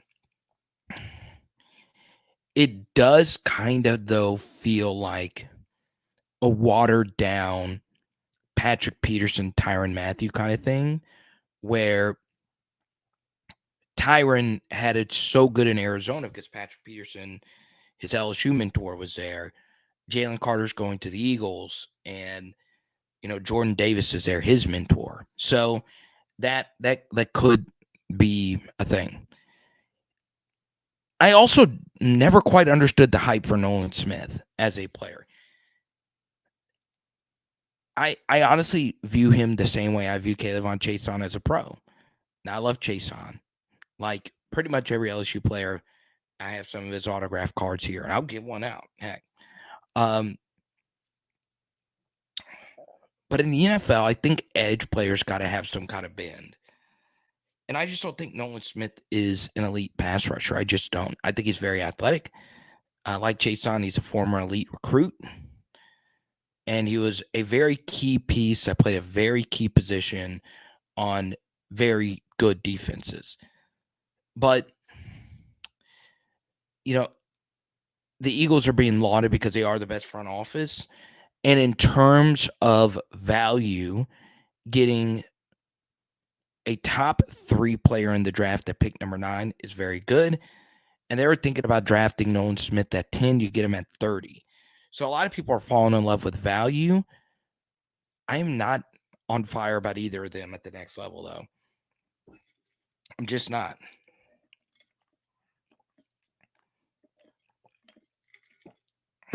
Now, there was a big debate over the Lions draft. Now, I'm going to agree with the consensus. I wasn't on fire about what they did. But that has just been pounded into the ground, trading up to get Jahmyr Gibbs.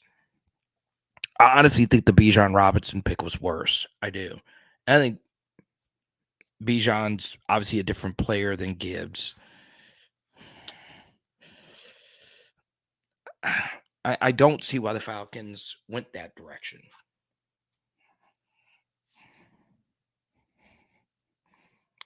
But it is what it is. Okay? Now, here's what we're going to do. In the next 10 to 15 minutes, I'll answer as many questions as I possibly can. Okay? But if you do Super Chat, I will very happily keep this thing going all night. You guys know, when I'm sitting here, I can go all night long.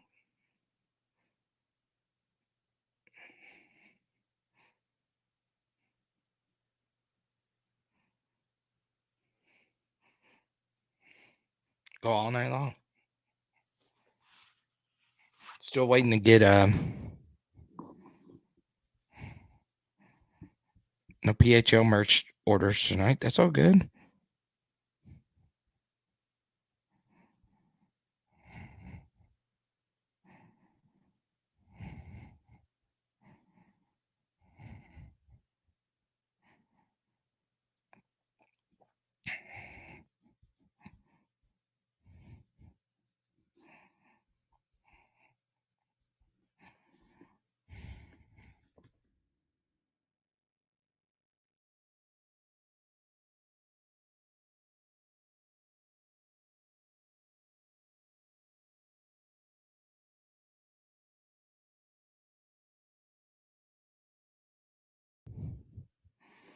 I texted Laney Wilson. I've not texted Laney Wilson yet. I did see, though, that she opened the NFL draft. That's pretty cool. So shout out to Laney the GOAT.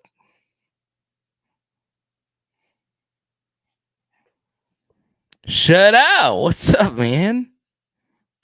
Man, I gotta shout you out. I am a huge Sonic the Hedgehog Sega Genesis fan. Oh my god. I would love for anyone who has never done it to play Sonic the Hedgehog on Sega Genesis. That is when video games peaked. It was better than Smash Brothers. It was better than Fortnite. It was better than FIFA. James Bond GoldenEye on N64. Better than Pong. Better than NBA Jam. Better than chess, checkers, hopscotch, Connect 4, Hungry Hungry Hippos, Monopoly.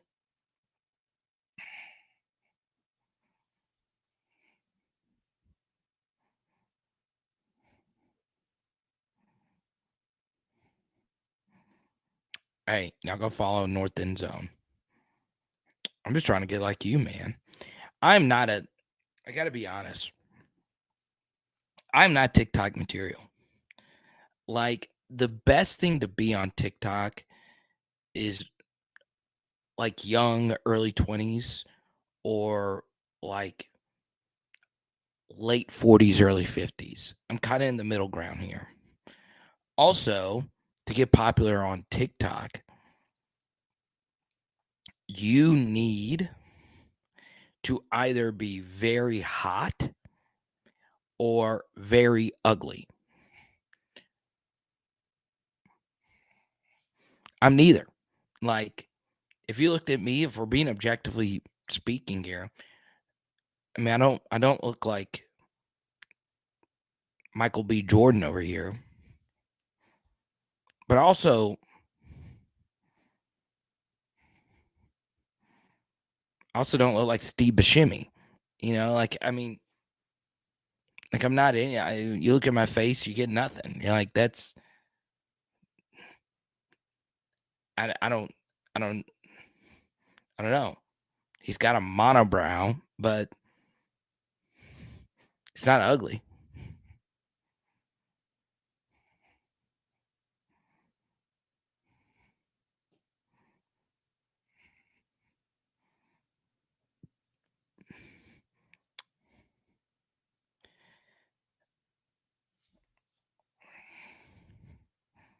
Semper. Okay. Here's something else that people struggle with the NFL draft discourse. Okay. People are afraid to be critical because there's so many different factors that go into this player going to the next level. It's like that for everyone. It's a little bit easier to see with basketball, but still people don't get it right, right? Tatum would have gone number 1 overall, Jordan would have gone number 1 overall, and so on. Still hard, okay? But what's hard in general is just projecting a player going from this level to the next level, okay? And that's something I struggle with on here as well. So I do my own high school evaluations. I post grades of every high school player that goes to LSU. And there are some guys that I'm like, yeah, I don't see it. I don't see it. But you never know. That kid could grow. That kid could handle adversity better. That kid could just magically fit the system better.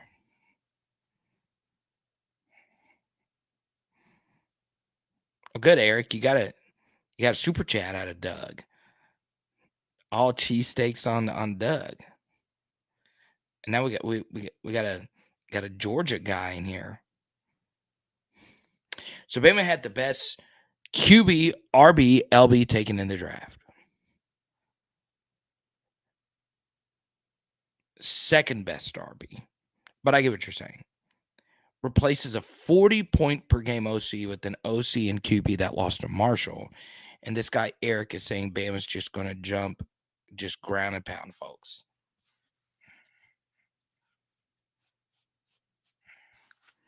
You know what was really good about this? Okay. This is why I like you, Doug. Your comments always seems to coincide with some of the major themes on some of these live streams. And y'all show Doug some love in the chat.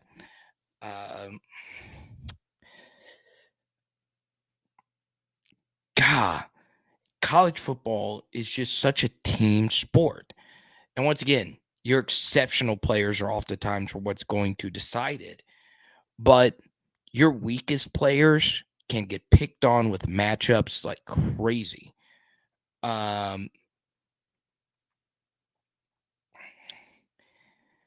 Bama's offensive line last year was a mess. They couldn't get that right. All right. And their wide receivers couldn't get open. That is the scary thing about college football. You have got to be strong almost everywhere. Almost everywhere. But Doug is my homie. And I don't get the ground and pound thing. Is Nick Saban really going to go back to the 3 yards in a cloud of dust offense? Be my freaking guess.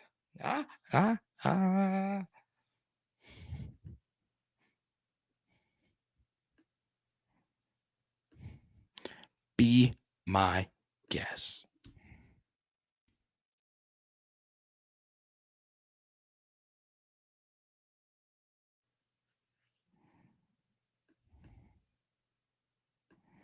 Let me ask you guys this, and I want your honest opinion.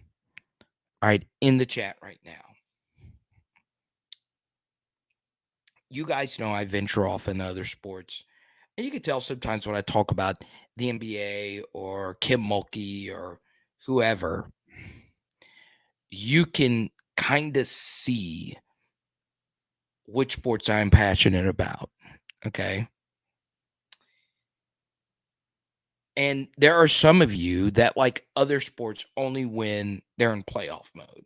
So some of you are NBA fans now because it's the playoffs and the regular season doesn't mean anything. And that's fine too.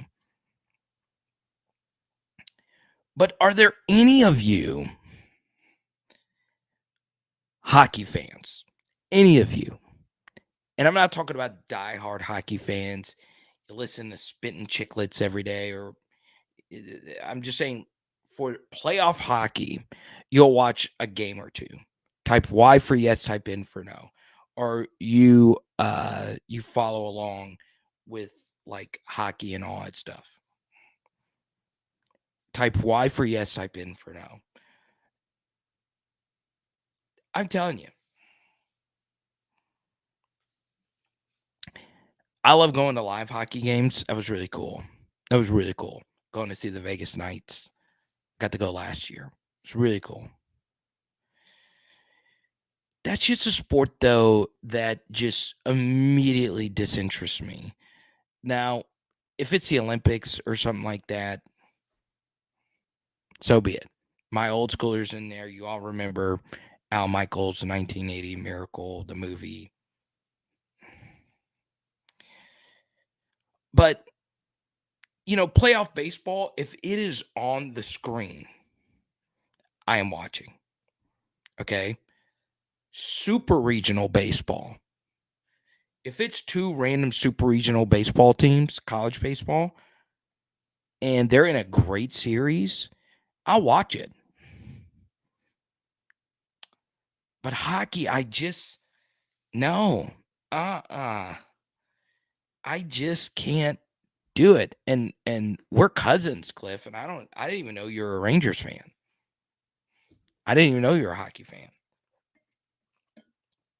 And I'm not crapping on the sport. I'm just sharing, like, if there's a random gymnastics meet on, beach volleyball, croquet, I'll sit and watch. Hockey, I just can't do it. I just can't do it. I don't know what it is. There's J-Dub rocking the full PHL gear. Jeremy's got some in the mail. So I have my own PHL stash here of hats. Got to order the hats from your boy, carterthepower@gmail.com. I've tried. I just can't. Now, if you're a super diehard hockey fan and you're a neutral hockey fan and you're not really a fan of any one team, or if your team's not playing, the playoffs are great because hockey is so random. You get a lot of these upsets. Okay.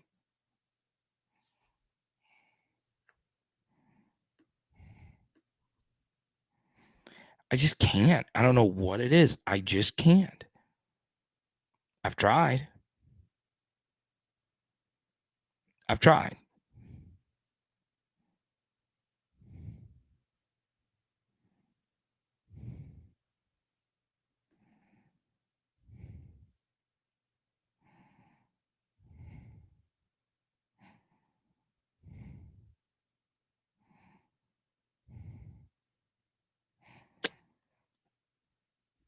Let's see here.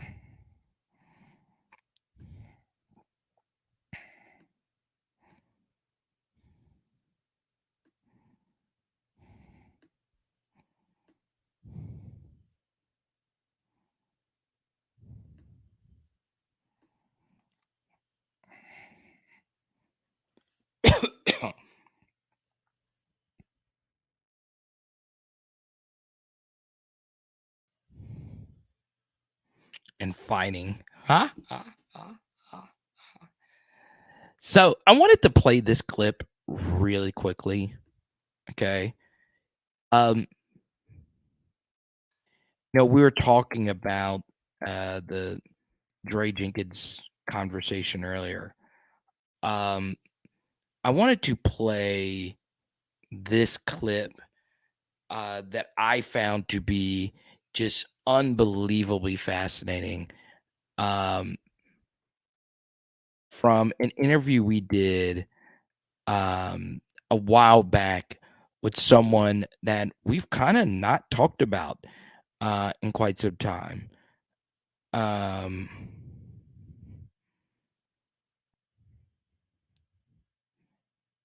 So there you go.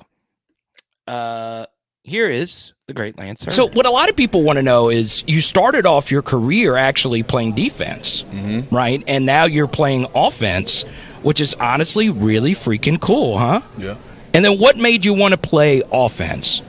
Well, like you said, I started my career off at defense. Well, I've really been playing defense my whole life. This is probably my third year playing offensive tackle. But I started playing tackle to help my school out. Right. So I liking it, started getting recruited at tackle. So I was like, I might just stick with this and, just go with it.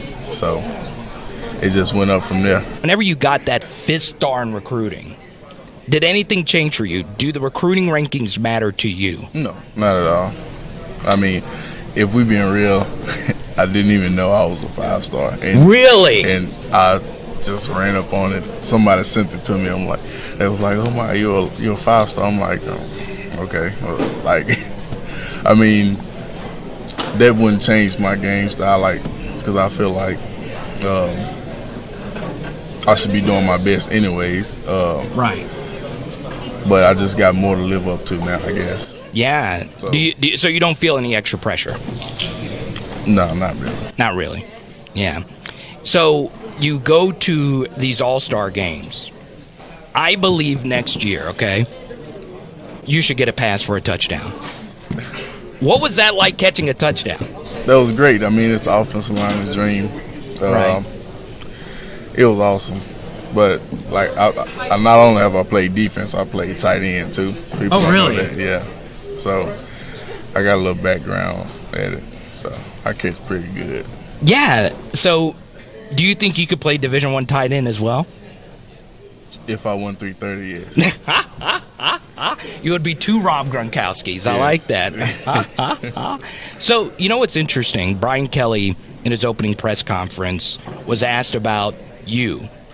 And he shared a very interesting quote about something you said to him about starting at left tackle year one.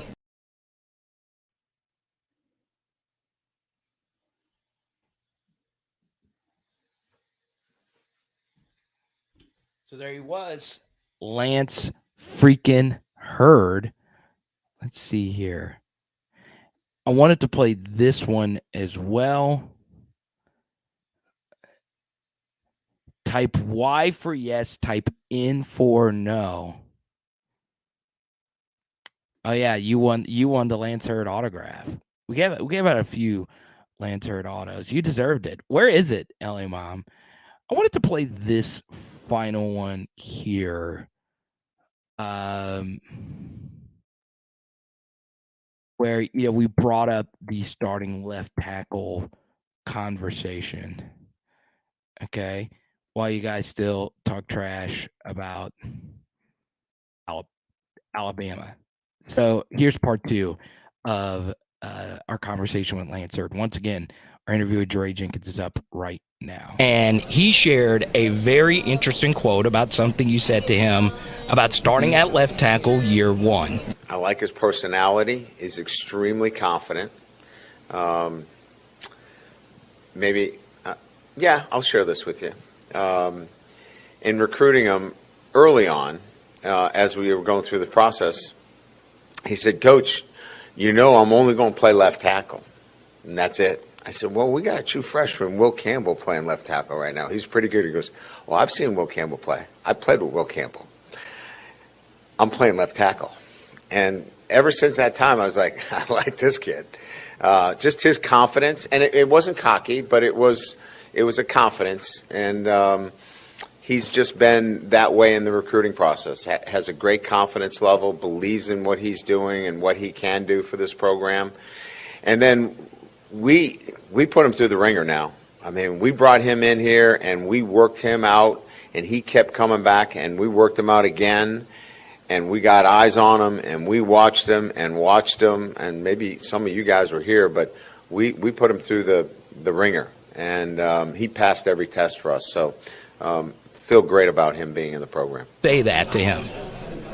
Similar. But Similar. So what did you tell him? I can't remember exactly, but okay, it's nothing, personal between me and Will. Will is my brother. Me and Right. Will are actually like brothers. And I got hella respect for him. Yeah. And it's vice versa. So it's just us, and our instinct. We're very competitive. I love and we're that. gonna always go at it. So I love that. I love it when people truly believe in themselves, right? Because in high school, he played left and you played right. Mm-hmm. Okay. Do you want to play left? So, I'm so excited for Lance Erd. I really am. You've got to have some confidence. It is amazing.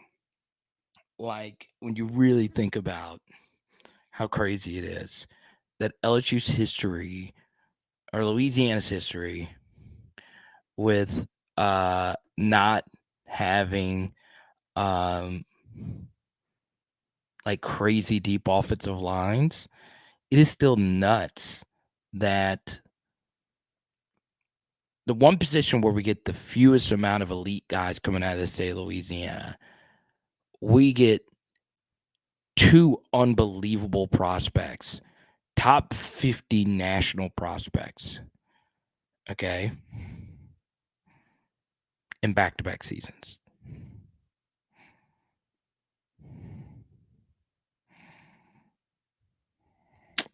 Liverpool isn't catching Newcastle, by the way. Ha! So you know what's interesting, Jackson? I've done something with my Liverpool viewing. It's not necessarily that I don't watch them as much as I used to. I still keep up. I just try my best to just watch Liverpool games on YouTube, just the highlights. I watch them versus the Hammers play just an absolutely absurd game. And then obviously today with Tottenham. So Liverpool versus Tottenham is kind of a weird matchup for me, Jackson, because I have a lot of history with it. Last year I went, the one EPL game I've ever gotten to see in person was Liverpool versus Tottenham. I've also gotten to see Liverpool in the flesh another time versus Tottenham in Baltimore over a decade ago, where Steven Gerrard turned me down for an interview.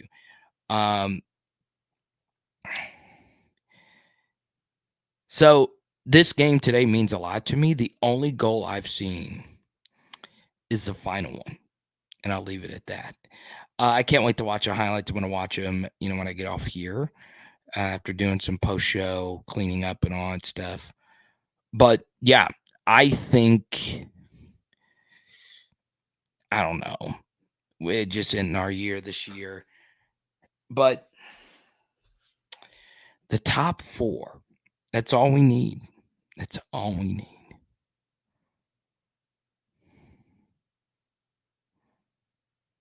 So there you go. I just lost 15 people at that super chat. It was worth it, though, Jackson. Talking about the second best sport in the world to curling. Now, I don't know. I'm kidding, obviously. College freaking football.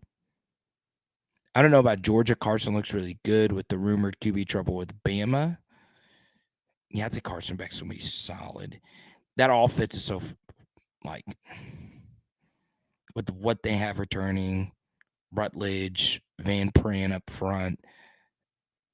They get Brock Bowers. They get the two receivers from the portal. Yeah, they lost A.D. Mitchell. No big deal. The Rosemy, Jack Saint guys back. Should be crazy.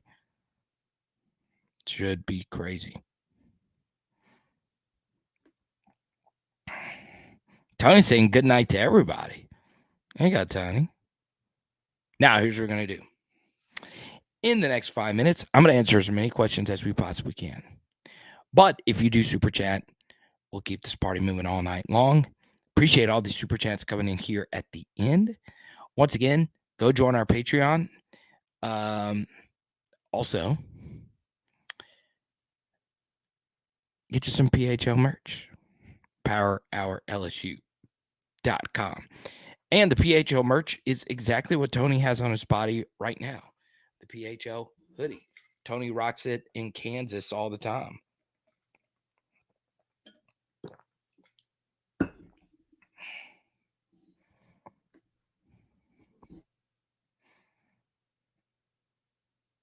Hey, I know how much you're just like me, Jackson. You love college football. You love the EPL because you and I are very similar in knowing how valuable the regular seasons are for both of those sports. Okay. All these other American sports don't understand the value, or should I say the devaluing of playoffs with the expansion of playoff systems.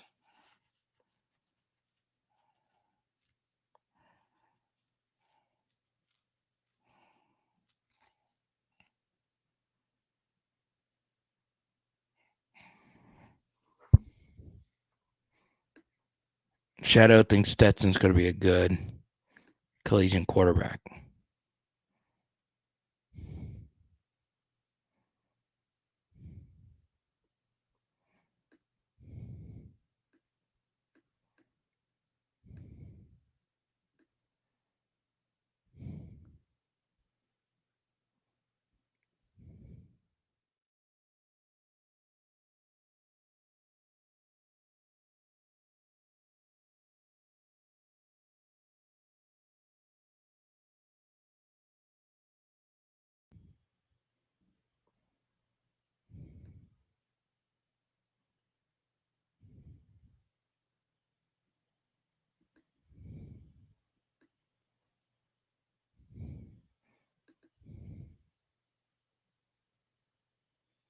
Yeah, y'all are is this a pro Staquavius channel?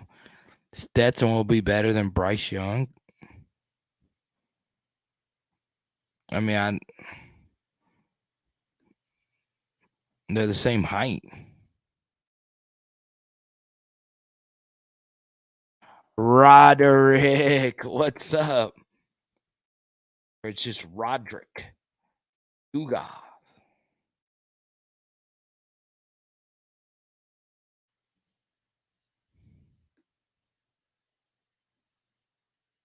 Roderick.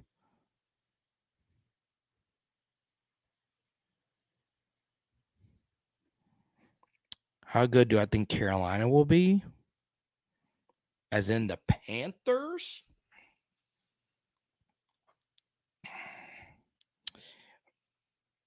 This year they're kind of old, ironically, on offense. I think Chuba Hubbard is low-key a decent RB.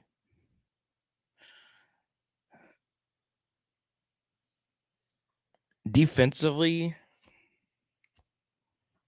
I don't know. I don't know enough about their defense. I just know Dante Jackson plays on it.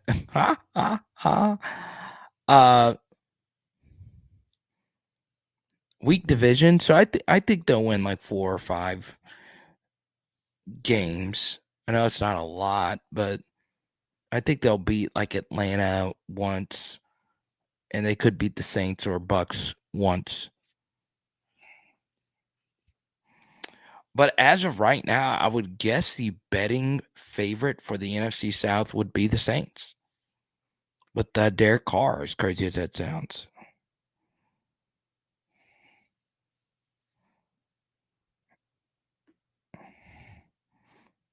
Panthers, where QB careers go to die. Don't say that. We speak highly of Jake Delhomme in this household.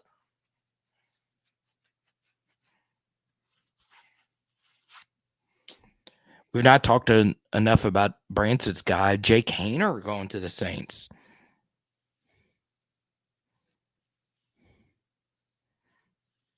Type Y for yes, type N for no. Jake Haener starts at least 2 games in the next 2 seasons at the Saints. Okay? I'm not talking about 2 games in each, but at least 2 starts within the first 2 seasons with the Saints. Okay?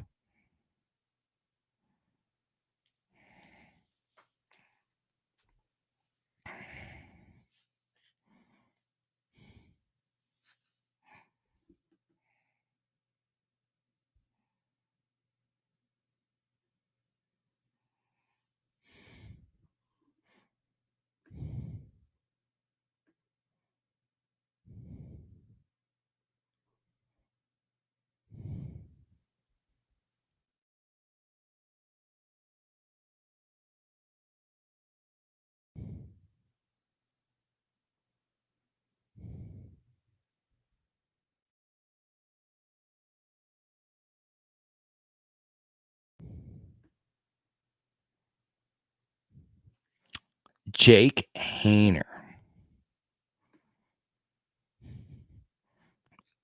Zadarius Smith. What's up, Blaine? Good to see you. Dude, he's good. I don't think he wants to play for that Vikings defense again. God, they were so bad. They were so bad.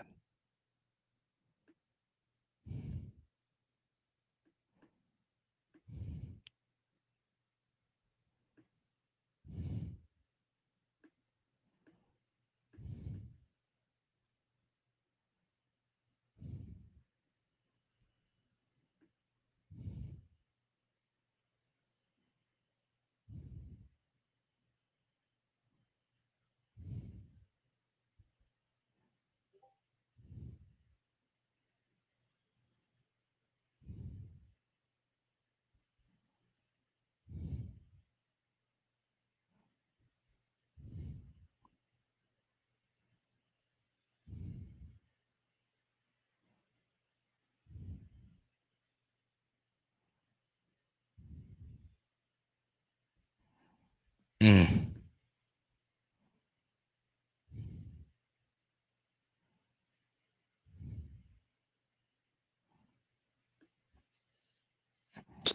I have seen a lot of Bama fans saying that we're going to get trounced by Florida State. Tell them beer cans and baddies. We're doing it. It's a rematch, baby. Let them know B&B.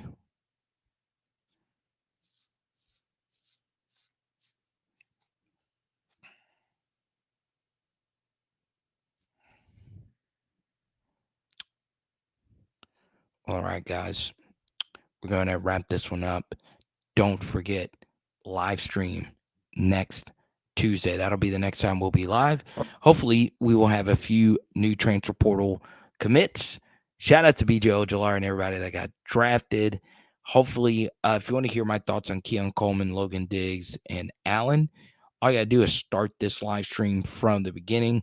We pretty much jump right into it. Okay? So I appreciate that. Now, Discord is wide open. I'm going to be chatting in there for a little bit, and I got to get up early. More work to do. Let's go. So if you want more of me, don't worry. I don't know who would want more of me, but if you've not seen our Dre Jenkins interview, I guarantee you it will not disappoint your soul.